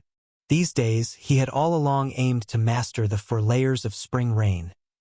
Yet he encountered the opposite of his wishes, without finding the key to the method. For over 10 days, no matter how he practiced, the sword chi of the 4 layers of spring rain would still disperse due to mutual repulsion. You must know that this had never happened before. While cultivating Jade Sword True Understanding, he could feel progress at every moment, and any obstacles would be surmounted in just a day or 2. But this time it was already the 10th day. He had a moment of self-doubt. Yes, the Murong brothers had already trained to the 7th layer. It stood to reason that he shouldn't be halted at the 3rd layer, unless he wasn't 1 in 10,000 with unique talent for cultivation. But that was impossible. So what was the problem? It was that supreme wisdom wasn't applied enough. He must comprehend it all with unmatched talent and wisdom. Duan Yun recalled the words of the Murong brothers, recalled everything he had experienced, without omitting any detail, and suddenly, his brain, endowed with extraordinary wisdom, seemed to grasp the key. Right, what's the essence of the 12 layers of spring rain? This was a blade technique that could shock gods and make demons weep, capable of drawing the affection of the Murong brothers' half-sister, capable of causing red hair to grow on the Murong ancestor's body. So it wasn't just the rotation of separate sword chi, but a divine skill that could alter the physical constitution of a human being. Duan Yun closed his eyes to practice sitting and observing oneself. At the same time, the true chi circulating along a set path within his body formed, yet it was not unleashed. He wanted to see what changes would the internal rotation of true chi bring, according to the method of the 12 layers of spring rain. Why did he lose control when rotating to the 4th layer? The true chi rapidly circled within his body, in a state between being released and not, lying between softness and sharpness. 1 layer, 2 layers, 3 layers, 4 layers, then breaking apart in instability, no different from before. Duan Yun did not stop but continued to attempt. There was no cultivation challenge he couldn't resolve. On the 12th observation of the true chi wildly rotating within, transforming into sword chi, Duan Yun suddenly noticed something amiss. When the 4 layers of spring rain formed, at the moment the sword chi was about to be released, a slight tremor appeared in the nearby flesh and blood. What was that? Electricity? The electricity caused by the high-speed rotation of true chi. Duan Yun couldn't be sure it was electricity, only feeling that the tremble in the flesh and blood was similar to an electric shock. For now, let's consider it electricity. And this bit of electricity was the key to the unruly sword chi. It influenced both his flesh and the nearby energy field. This electricity-like force should be an aid to the increased power of his sword chi, not a hindrance. The electricity-like force generated by the 12 layers of spring rain rotation, capable of changing one's physical constitution, was also the key to how the Murong brothers drew the affection of their half-sister and the Murong ancestor grew red hair later on in their practice. No, after reaching the 9 layers, this electrical force might undergo even more marvelous changes, which is also why it could shock the gods and make demons weep. This was the true essence of the 12 layers of spring rain. He had comprehended. No one understood the 12 layers of spring rain better than him. If one row was a demon blade, liable to turn on its wielder, then the electricity-like substance formed by the 4 layers of spring rain could be described as demon electricity. If he couldn't master this demon electricity, he couldn't perfect the blade technique. So, what he had to do now was to master this demon electricity with an unstoppable momentum. Rotate the 4 layers of spring rain. And thus, Duan Yun began the process of taming the demon electricity. In his consciousness, the demon electricity was wild and unruly, always disobedient, but he was 1 in 10,000 with unique talent for cultivation. He's the master of his own body. Spin. Damn it, spin obediently for me, or I'll blast you apart. Demon electricity is a tough nut that doesn't respond to soft approaches, and under Duan Yun's violent coercion, it gradually complied. Thus, the fourth layer of spring rain, the fifth layer, the sixth layer naturally followed. Afterward, Duan Yun's brilliant brain had a spark of inspiration and let the black silk jade sword Immortal Dharma assist him. So, the seventh layer of spring rain was also achieved. This was everything the Murong brothers had witnessed. Everything that they felt was shattering their worldview. But for Duan Yun, this was all quite normal. He had been stuck for 10 days simply because he hadn't utilized his extraordinary wisdom and supreme talent. But once he did, success was his. At the same time, Duan Yun also felt he could go higher, but his body was starting to struggle. Above the seventh layer of spring rain, he needed to be in a better state to tackle the challenge. Duan Yun considered himself 1 in 10,000 when it came to cultivation talent and was very confident, which, in the eyes of the Murong brothers, seemed like overconfidence. But it wasn't blind confidence. It was confidence with wisdom. His way of judging whether he had reached his limit was simple. If he felt like he was overstraining, that would be his current limit. Pushing further would invite trouble. If he had a more vigorous and durable body, he would surely continue to climb, perhaps even reaching the 12th layer of spring rain in one breath. He had that confidence, because he had seen through the essence of the 12th layer of spring rain. Even if the Murong ancestor were revived, he would agree. If the ancestor disagreed, then it could only mean he hadn't understood the cultivation technique as deeply as Duan Yun. It all came down to the limitations of his mortal flesh. In the next moment, the remaining jade sword true chi inside Duan Yun erupted, forming the black silk jade sword Immortal Dharma. He turned back to glance at it, and the black silk jade sword Immortal also looked at him before dissipating. Phew! Duan Yun let out a long breath. In fact, he just had an idea, which was to let the sword Immortal Dharma bear and rotate a portion of the demon electricity, which might solve the problem of his physical limitations. Yes, one person's body has its limits, but if he teamed up with the sword Immortal, achieving unification, then it wouldn't be a one-man battle anymore. Unfortunately, the sword Immortal Dharma was, in the end, only a Dharma image, not a real body, and couldn't yet do this. He could only continue to explore and research with his extraordinary wisdom and peerless talent to see if he could develop a more powerful sword Immortal Dharma to meet his needs. Although the sword Immortal couldn't meet his needs for now, Duan Yun was easy to satisfy. The bottleneck that had troubled him for a half-month cleared up overnight, giving him an unprecedented sense of exhilaration. With the seventh layer of spring rain, he could now chop down a house with a single slice and could barely be considered a dual masters of sword and saber. He had finally transformed from a young hero adept with a sword to a young hero of both sword and saber. It was a great leap in life. How could he not be elated? So he wanted to share this joy with his master, his good friend, his neighbor. Thinking that the Rong brothers were also at the seventh layer of spring rain, Duan Yun had to admit that they were awesome. After all, both he and I have cultivated to the limits of what our physical bodies can endure. Indeed, what was restricting both of us must have been this mortal flesh. Otherwise, the Rong brothers and I could easily handle the 8, 9, or 10 layers of spring rain. When Duan Yun came to share his happiness with the Murong brothers, they still hadn't gotten over their shock. They looked at Duan Yun as if he were the Jade Emperor himself. At this moment, the Murong brothers suddenly raised a very crucial question. You've reached the seventh layer of spring rain? Have you felt any changes? Duan Yun immediately understood what they meant.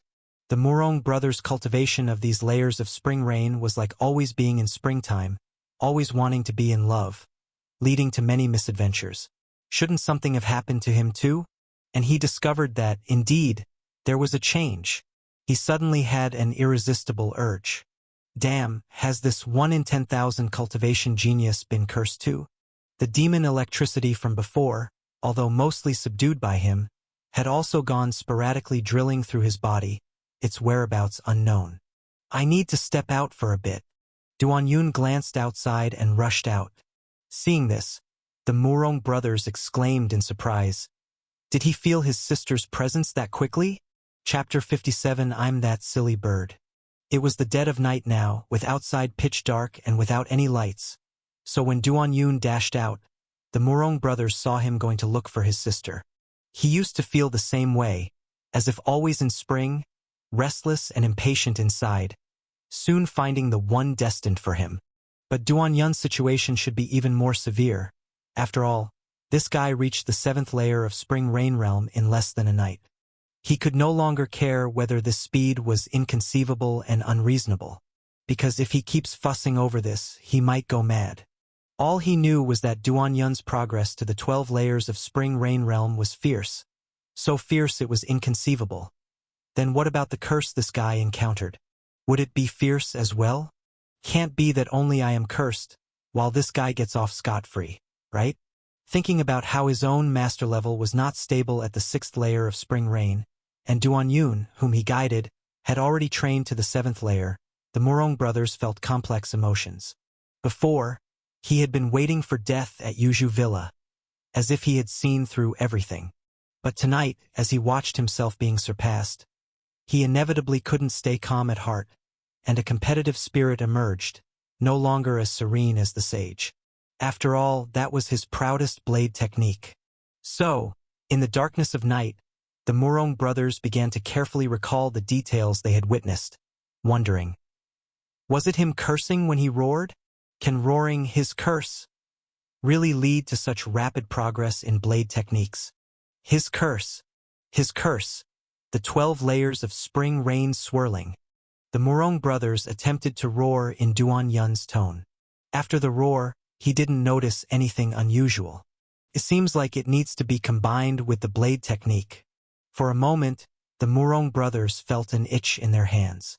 I must be able to have a breakthrough too. It makes no sense for me, a blade technique prodigy who has practiced for 20 years, to be worse than him. At night, Duan Yun went straight to the lakeside. The Murong brothers asked him if there was any change, and he felt it. That was a strong impulse, an uncontrollable urge. That was the desire to fish the box out of the lake. Could it be that after practicing the 12 layers of spring rain, his curiosity became even stronger? Damn it, this is indeed life-threatening. He had cursed his own curiosity before, saying curiosity killed the cat, and now it seemed to have gotten worse. This blade technique is indeed not trivial. Duan Yun stood by the lake, where the nighttime waters shimmered with a cold light, like a netherworldly specter, deep and terrifying. He ultimately couldn't suppress the urge, not even wanting to wait for daylight, and with a gulp, dived into the water. Unlike the last time he dived in to salvage the box, perhaps because of the season, the lake water carried a piercing chill. Duan Yun could feel the flow of water in the domain, and in this dark, sullen water, it seemed as if some massive creature was moving. He couldn't help but think of the rumors he had heard in the town about the carp spirit eating people. Duan Yun got to the chest, pulled it out of the silt with a tug.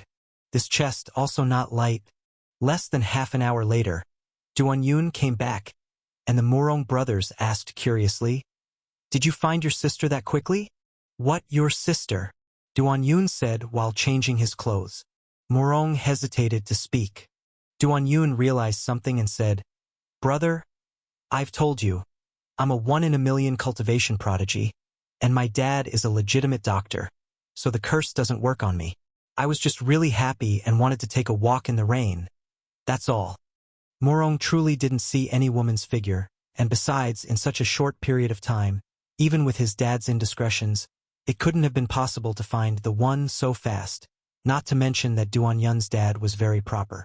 Having been frightened all night long, to the point where his soul was nearly scared away, and failing to get the scoop he wanted, Murong was not feeling well. Worse than if he had gone hungry for a month or two. Even now, he still felt it was absurd, as if he were in the midst of a strange dream. The shock he experienced tonight, in both degree and intensity, was comparable to discovering multiple times that his lover was his half-sister by the same father. At this point, Duan Yun suddenly asked, "Do you know about the large chest at the bottom of the lake?" Murong, lying there, replied, "Yeah, I do. Why has no one salvaged it? After all, that chest looks like it contains some nice treasures." Duan Yun couldn't help asking. He really couldn't understand why, out of 2 chests in 2 places, He seemed to be the only one with any curiosity. Morong said, "Haven't you heard of a certain anecdote?" "What anecdote?" "It is said that once there was a very young and skilled hunter who had a natural talent for hunting. One day, he unexpectedly caught a bear man alive in a trap. The young hunter and his companions tied the bear man up, ready to carry it back, but halfway through, they discovered a chest in the underbrush." Duan Yun listened attentively. The young hunter was curious about why such a large chest would appear in the wild. He couldn't resist opening it to look inside and discovered a very beautiful maiden. Finding a beautiful girl in a chest in the wilderness, the young hunter was surprised and a little afraid. By then, the girl had woken up, and he quickly asked her what happened. At this point, Morong paused for a moment, looking for water to drink. Duan Yun hurriedly gave him a bowl of water which he placed on his chest, and after taking a sip, Morong continued, "It turns out she was a rich young lady from a family of gold, whose home was robbed by 2 monks, and her entire family was murdered." Duan Yun asked, "How did she end up in the chest?" Morong replied, "Those 2 monks were bold enough to rob and murder, so clearly they were not good monks. Attracted by her beauty, they hid her in the chest, planning to take her back and violate her. In the middle of their journey, they encountered some trouble and had to temporarily abandon the chest in the wild grass of the wilderness, intending to return for it after resolving their issues. After hearing the rich young lady's story, the hunter felt sympathetic towards her and rescued her from the chest, then put the newly caught bear man inside it instead." As he said this, Morong stopped speaking again, and Duan Yun, unable to wait, said, "What happened then?" Morong said, "Afterward, to thank the young hunter for saving her life, the rich young lady married him." "That's it?" Duan Yun asked with confusion. "That's it. The tale of the rich young lady and the young hunter ends there. But a strange incident later occurred in the city. One day, the largest inn in the city, the Sky Room, had 2 new guests wearing brand new hats, carrying with them a large chest. They told the inn's helper not to disturb them at all. Later the helper heard strange noises coming from their room, and though afraid to inquire, he couldn't resist listening from the outside. Suddenly, a bear man burst out of the room, its mouth stained with blood and flesh. After the bear man fled in panic, the helper dared to look inside the room. It was a complete mess, with 2 monks lying dead within, their faces showing indescribable surprise and fear. Morong chuckled. Of course, in their wildest dreams, the monks wouldn't expect the rich young lady in the chest to turn into a bear man. Duan Yun asked, "What are you trying to explain with this anecdote?" "What am I trying to explain? It's that good people receive good karma, that there are only a few monks in the world with the hearts of bodhisattvas. They are up to all sorts of stealing, violating, and killing. But most importantly, don't be like a dumb bird and casually open a chest of unknown origin, for an unexpected bear might pop out and eat you." Morong thought the story was amusing and couldn't help but laugh. He expected Duan Yun to laugh as well, but instead saw him standing there, not saying a word, looking displeased. He couldn't help asking, "Why do you look so unhappy?" Duan Yun replied, "Because I am that dumb bird." With that, he went outside and soon dragged in a large chest. Morong, Chapter 58. Your sister. This box was placed right at the entrance of the room, looking just like a coffin. The drizzle had just stopped tonight, with neither stars nor moon visible, and in the dim environment, this coffin-sized box seemed somewhat terrifying. Morong said in amazement, "Did you just run out to drag this box back?" Duan Yun nodded. Morong couldn't help but sigh. "Duan Yun, when I first saw you, I thought you were a normal person." Duan Yun asked in confusion, "Am I not normal now?" "If you were normal, there wouldn't be any lunatics in this world. Who else would go to the lake in the middle of the night to drag back a box with an unknown origin?" Morong retorted, "It would be a proper affair if you went to find your sister in the middle of the night." Duan Yun asked, "What do you think is inside this box?" "A box that has been submerged in the water for a long time without anyone claiming it. What good things can it have? It surely can't contain a rich young lady, right?" Morong said. Who could have expected that just as he finished speaking about the possibility, it turned out to be true? No, having been submerged for so long, the rich young lady might have turned into just bones by now. If it's still alive, it could be a clam spirit. He continued analyzing.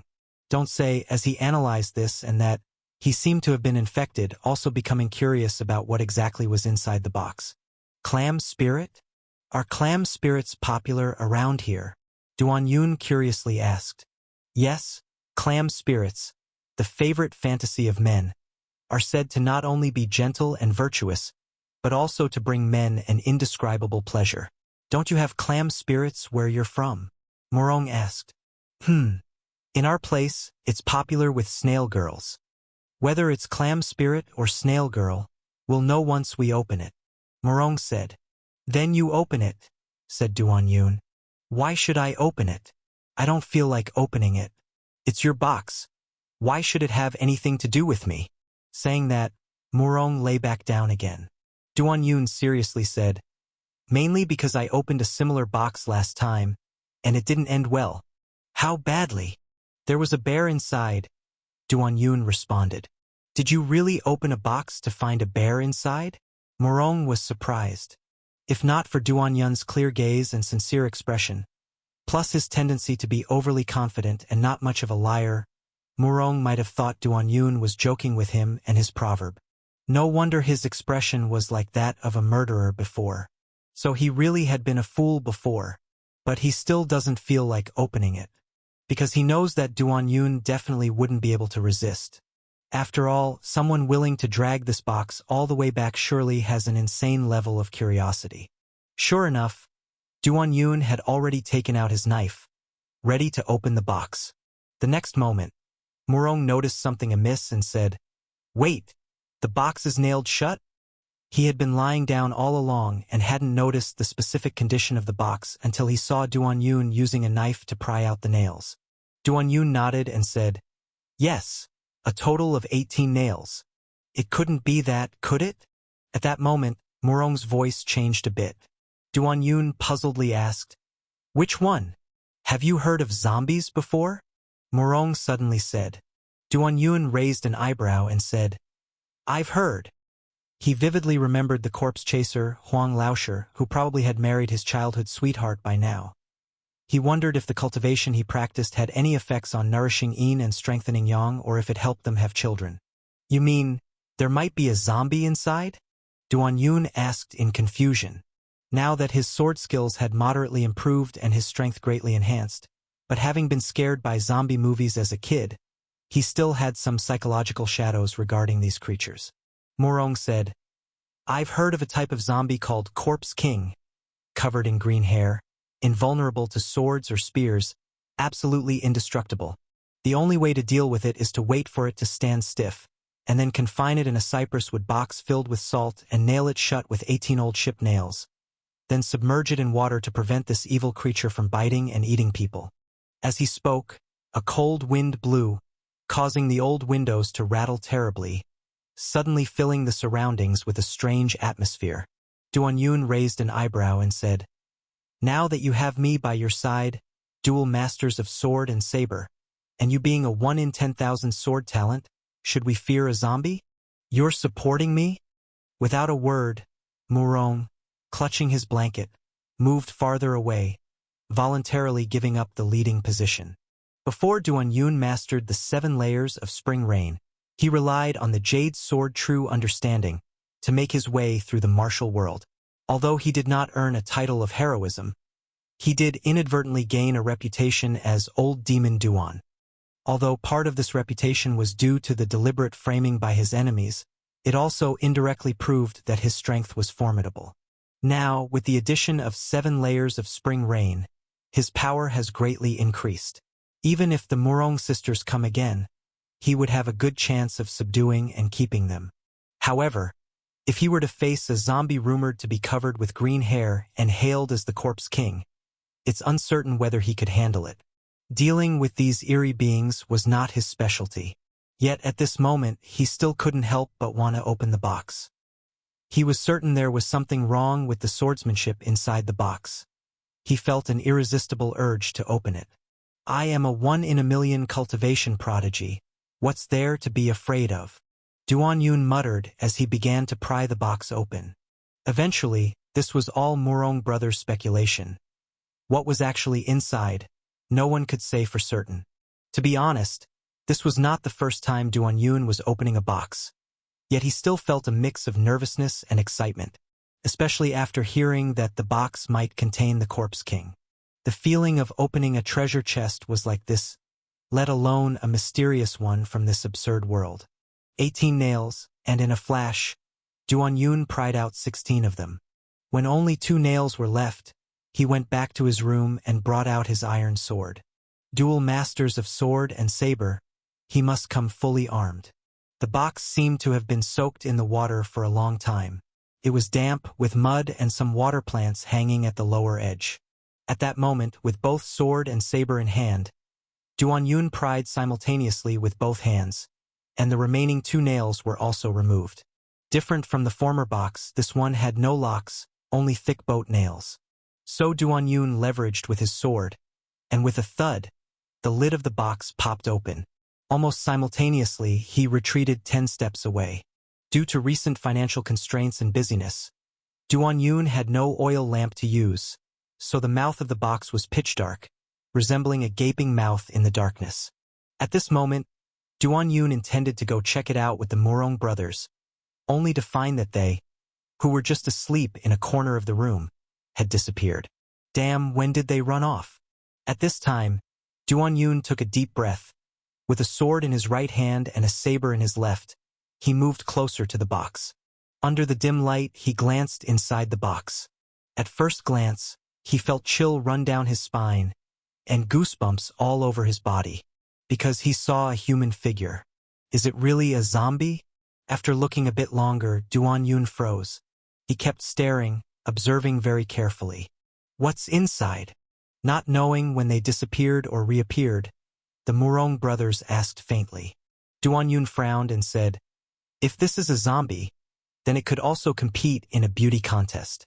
There was a person lying inside the box. A tall young woman. The young woman was dressed in a green lotus Taoist robe, beautiful like a sleeping green lotus, meant to be admired from a distance but not to be desecrated. In that moment, Duan Yun even felt the perpetual spring feeling after sword practice that the Murong brothers talked about. But as he saw the young Taoist nun's chest, as poor as a church mouse, he quickly calmed down. Seeing no anomaly on Duan Yun's side, the Murong brothers approached. They looked at the person in the box and then at Duan Yun and suddenly realized, I know who this person is. Who? Duan Yun asked, curious. Your sister, the Murong brothers declared emphatically. Duan Yun's curse from practicing his sword hadn't acted up. Instead of seeking his sister at midnight, he ended up fishing out a box, which was abnormal. But if the person inside the box turned out to be his unmasked sister, that would make sense. Duan Yun reacted and retorted, your sister. I said it wouldn't affect me. Almost at the same time, both of them stepped back, attempting to shield each other. Because at that moment, the eyes of the woman in the box opened, as if she had come back to life. Chapter 59 Divine Skill 9 Death Silkworm. The woman in the box suddenly opened her eyes, truly startling Duan Yun and the Murong brothers, because they were just discussing whether this zombie was beautiful or not, and whether she could be Duan Yun's own little sister. If the sister Duan Yun found turned out to be a zombie, that would be even more terrifying than what the Murong brothers had gone through. As a result, the zombie in the box suddenly awoke. At this time, the young Taoist nun, hard to distinguish from a human or zombie, climbed out. She looked at Duan Yun with her bright big eyes and said mournfully, you shouldn't have let me out. Duan Yun couldn't help asking, shouldn't have let you out? Are you truly a demon that brings disaster?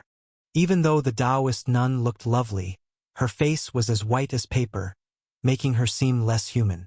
The young Taoist nun glanced at him and said, I am human.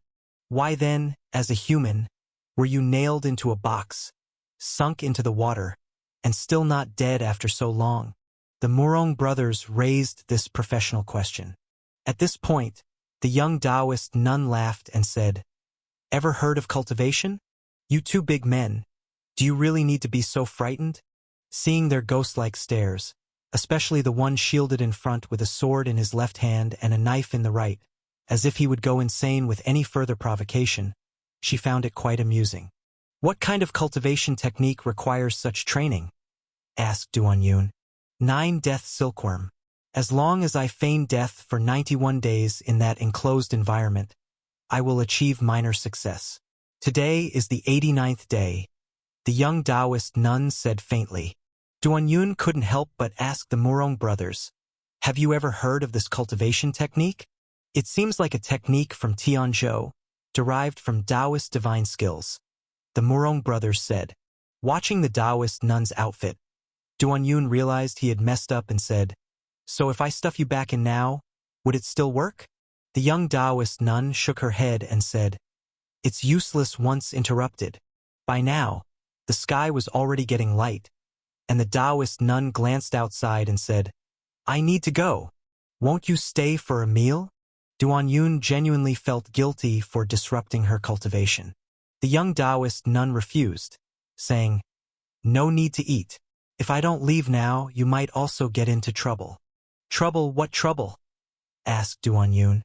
Actually, I was forced into cultivating this technique because I encountered 4 eunuchs who loved to gamble. They were the ones who nailed me into the box.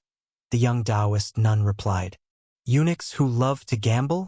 Are they the ones who appeared after the fall of the ancient Fang country? Said the Murong brothers. They are, the young Taoist nun answered. Duan Yun couldn't help asking, is there something special about these eunuchs? The Murong brothers said, it's been 30 years since the fall of ancient Fang country. Yet these eunuchs who emerged from the royal palace of ancient Fang country continue to wreak havoc in the martial world, all because they together practiced an incomplete Maluo skills. These techniques came from the western regions, and it is said that the Maluo king who mastered them could regenerate limbs and grow flesh from white bones. However, these techniques were never mastered by any until these eunuchs acquired them. They managed to master it? Duan Yun wondered. It was only after the Maluo king died that it became known. In fact, the Maluo king was also someone without roots. The Murong brothers, as members of the Murong family, had a far deeper knowledge of the martial world than Duan Yun, who was known for his extraordinary wisdom. The young Taoist nun seriously said, believe me, they are the most terrifying eunuchs in the world. No one wants to encounter them. Duan Yun said, if you're leaving to avoid causing us trouble, you really don't have to. The young Taoist nun paused her steps. At this moment, Duan Yun pointed to the Murong brothers behind him and said, have you heard? The Murong brothers? Those wanting to kill his sister and stepsisters could almost outnumber the fingers of one hand. The young Taoist nun showed a look of surprise and said, you're the one who practices the demon blade, pursued by your half-sisters? What demon blade? That is the divine skill blade method passed down from the 12 divine valleys. The Murong brothers said, slightly embarrassed, attempting to explain. Right? I heard that your younger sister's hair turned white overnight. Her strength greatly increased, and she's been declaring to the world that she wants to carve off your flesh slice by slice to mourn her dead affections. Have you run into her? Said the young Taoist nun. At this, the Murong brothers' faces changed color, and they asked, when did this happen? 6 months ago. Haven't you heard about the incident with the white-haired witch? I sure do love hearing about her tale. One of the Murong brothers slumped onto the ground, his face pale, and said, how could Wanwan have gone mad like this? Duan Yun shrugged his shoulders and said, see, no matter if you've offended a living eunuch or a dead one, do we really need this kind of trouble around here? He seemed quite proud to mention the matter of the Murong brothers being hunted by their own sister. The young Taoist nun looked at Duan Yun, confused, and said, then you? Duan Yun coughed and said, I'm a kind-hearted person with no enemies, but if you're a good person in trouble, I'm willing to help you out, because I am a virtuous and righteous young. He's your brother. Suddenly, one of the Murong brothers interjected. Duan Yun and the young Taoist nun both turned to look at him. The Murong brothers asked, Miss, Do you by any chance have a father who's been missing for years and happens to be a gynecologist? The Taoist nun shook her head. No, both my parents are with me. Then you must have been adopted, deduced the Murong brother. No, they're my birth parents. Why are you saying such weird things? The young Taoist nun was completely bewildered.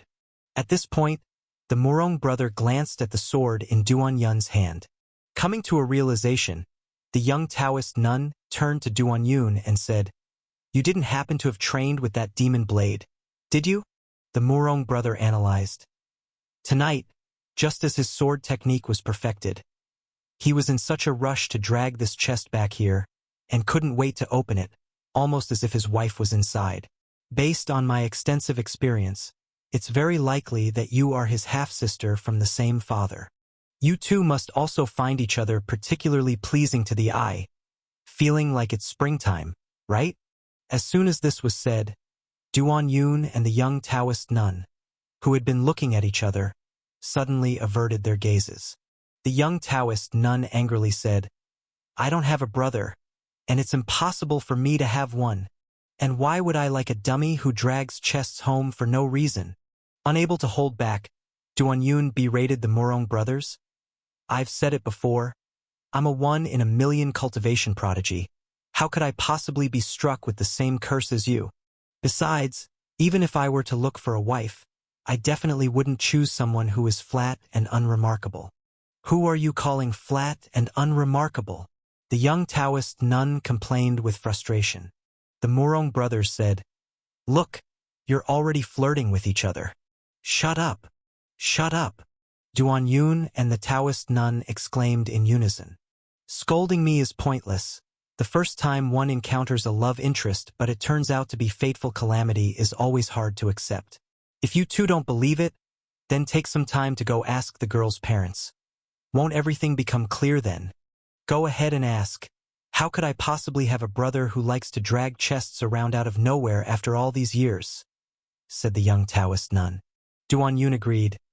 My dad is a respectable gynecologist. I'm the only child in the family. How could I possibly have a sister? But seeing the knowing and self-assured expression on the Murong brothers' faces, both of them suddenly weren't as confident. Because just a moment ago, they indeed found each other a bit pleasing to the eye. Although it was only a little bit. At this time, the young Taoist nun couldn't help but look at Duan Yun and complain. Why did you randomly train with the demon blade and drag a chest around without any reason? Duan Yun. Chapter 60. He's gone mad again. Shining stayed, because she was truly hungry. The 9-death silkworm technique wasn't easy to practice. The Murong brothers lay there waiting for death, at least able to drink some rainwater, while she lay in a box surrounded by lake water for 89 days without a single sip. It was also at this time that Duan Yun and the Murong brothers realized she wasn't really a Taoist nun. She wore the Taoist robe because she thought the lotus Taoist robe was pretty. Who says Taoist robes are only for Taoists? Shining argued confidently. Shining ate hastily and quickly. When she wanted more, she found that the pot of porridge was already empty. Is it all gone? Shining asked, puzzled. Our food supply is completely exhausted, Duan Yun replied. Then I'll go buy some. All right, give me some silver. Did I drop my purse a long time ago? Shining asked honestly. Duan Yun and the Murong brothers, looking at her face regaining color, shook their heads together. What does that mean? Shining asked, confused. Our purses haven't been lost, but they've been empty just as long as the rice sack. The Murong brothers answered. No way, one of you is from the Murong family practicing demon blade, and the other claims to be a chivalrous young hero. You don't even have a few pieces of silver? Shen Ying exclaimed in surprise. The Murong brothers looked absently at the house beams and said, Who dictates that if one of the Murong family practices the divine blade, they must have silver? You, the Shin family's young miss, have just as empty pockets. Shining looked at the empty iron pot and empty rice sack and couldn't help but ask a question. I've eaten all the rice and vegetables. What will you eat next? We'll hang in there, and when it's unbearable, we'll find a way. There are always more solutions than difficulties, Duan Yun said optimistically. The Murong brothers were even more optimistic. As long as one is asleep, they won't feel hungry, and they happen to be particularly good at this. Never mind, I'll go hunting. Consider it paying for your meals, Shineng said. She said she would do it and disappeared in a moment. Duan Yun watched her leaving figure, deep in thought. Seeing this, the Murong brothers couldn't help but say, "Brother, you're hopeless." "What do you mean hopeless?" Duan Yun asked, puzzled. "Don't you think this woman is good? She's pretty and sensible. That feeling of springtime is volcanic, you can't suppress it. Trust me, it won't be long before you fall head over heels, and then you'll find out she's your own sister. The happier you feel now, the more painful it will be later. Really, it hurts. It hurts so much." Recalling past events, the Murong brothers said with a pale face. Duan Yun wasn't clearly aware of any feelings of spring himself, but he could feel the Murong brothers' feeling of snowflakes drifting in winter. The curse of the 12 layers of spring rain is too cruel. "Now, in your case, there is only one way out," said the Murong brothers, speaking from experience. Duan Yun asked, puzzled, "What's the solution?" "Find old demon Duan, let him turn you into a woman. Then you won't have the desire to get married, to want to be with a woman forever. Oh, and when you find him, please ask him to come over and turn me into a woman too. Then we can continue here as sisters and won't be lonely," the Murong brothers said earnestly. Seeing his earnest face, truly seeking to become a woman, Duan Yun couldn't help but retort, "What's wrong with you? Then after you become a woman, what will you be called?" "The Murong sisters. That's a good suggestion. You'd be called Duan Yun, and we'll just loaf around here waiting to die, carefree and at ease." Seeing him fantasizing about the future, Duan Yun quickly said, "Stop! I told you, I'm not cursed. You're being dishonest with yourself. Then why did you want her to stay?" the Murong brothers said. Duan Yun said earnestly, "It was I who disrupted her 9-death silkworm technique. As a young hero who distinguishes clearly between gratitude and grudges, I must take responsibility for this. If she dies at the hands of those dead eunuchs because of this, I will feel guilty. And don't you think just hearing the name 9-death silkworm technique sounds powerful? With my unsurpassed wisdom and earth-shattering talent, wouldn't learning it take me to the next level? By the way, does practicing the 9-death silkworm technique turn one into a silkworm?" Murong Rong was convinced by Duan Yun's words because his eyes lit up when he mentioned the 9-death silkworm technique. They shone just like they did when he first saw his own sister, even more love-struck than love at first sight. "This doesn't make sense. How could a sister lose to a cultivation technique? Sisters are the best in the world." Thus, he couldn't help but say, "Impossible. Absolutely impossible. You must be pretending." Holding Gentle When Row in his hand, Duan Yun said, "Then you better pay close attention in the future to see if I am pretending. How can women be as important as cultivation techniques? Ridiculous." Having said that, Duan Yun went out to practice his sword. The Murong brothers saw Duan Yun acting as if nothing was wrong. Nothing like the love at first sight, head-over-heels state he was in when he originally fell in love. But he still didn't believe that Duan Yun could escape the curse because he stubbornly believed that finding the perfect woman for a romance was the most wonderful thing in the world. The best thing in the world. Can people live without love and lovers? This was also the reason why his romance later turned into a fateful disaster, with all the beauty being ruthlessly torn apart, leading him to want to starve himself to death. In the courtyard, Duan Yun held the sword in his right hand and the blade in his left, ready to shoot both at the same time. The 12 layers of spring rain whirled out like a spinning storm, shaving the newly grown weeds to the ground, while the water moon sword energy flicked up, piercing through the air like a sharp crescent moon. Perhaps because it was his first time, the simultaneous release of sword chi and blade chi left Duan Yun feeling flustered. The problem was that the movement patterns of the 12 layers of spring rain and the Jade Sword True Understanding were completely different. To perform them simultaneously, he had to multitask, inevitably getting a bit sidetracked. Either the sword chi would veer off target, or the blade light would slow down, or it was the interaction of the true chi within his body that became chaotic. After more than 10 attempts, Duan Yun started feeling motion sickness. However, he felt no sense of failure because he knew this was all due to unfamiliarity. It was just like when his body first became unaccustomed to sword chi. One just had to push through it. He was a one-in-a-million talent in cultivation. Not to mention simultaneously using sword and blade. In the future, even using a combination of halberd, staff, club, and sword together would be no problem. Indeed, as Duan Yun calmly progressed, he became smoother in his simultaneous execution of blade and sword techniques. When he was in high spirits, he even used the mutual force of blade chi and sword chi to reduce the recoil, creating a silky smooth beauty. For a moment, the intersection of blade light and sword shadows twisted around him, and Duan Yun felt a surge of desire to jump into a crowd of enemies and unleash havoc. If the Duan Yun of today had been at the Xuanxiong gang back then, there'd be no need to painstakingly poke people one by one.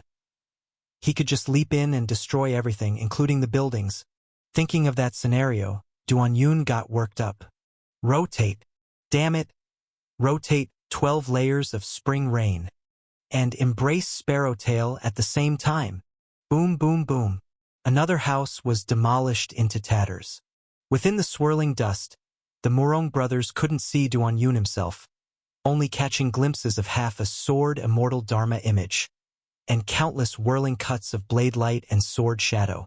This frenzy of blade light and sword shadow was like a terrifyingly fierce blade storm, one that would leave anyone caught in it shredded to bits.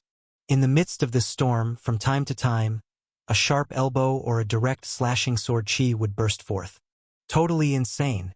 Mad on such an intense level, Murong Rong felt that if this fellow had enough true chi in his body, who would need an army for sieging cities? Just send him in to slaughter everything.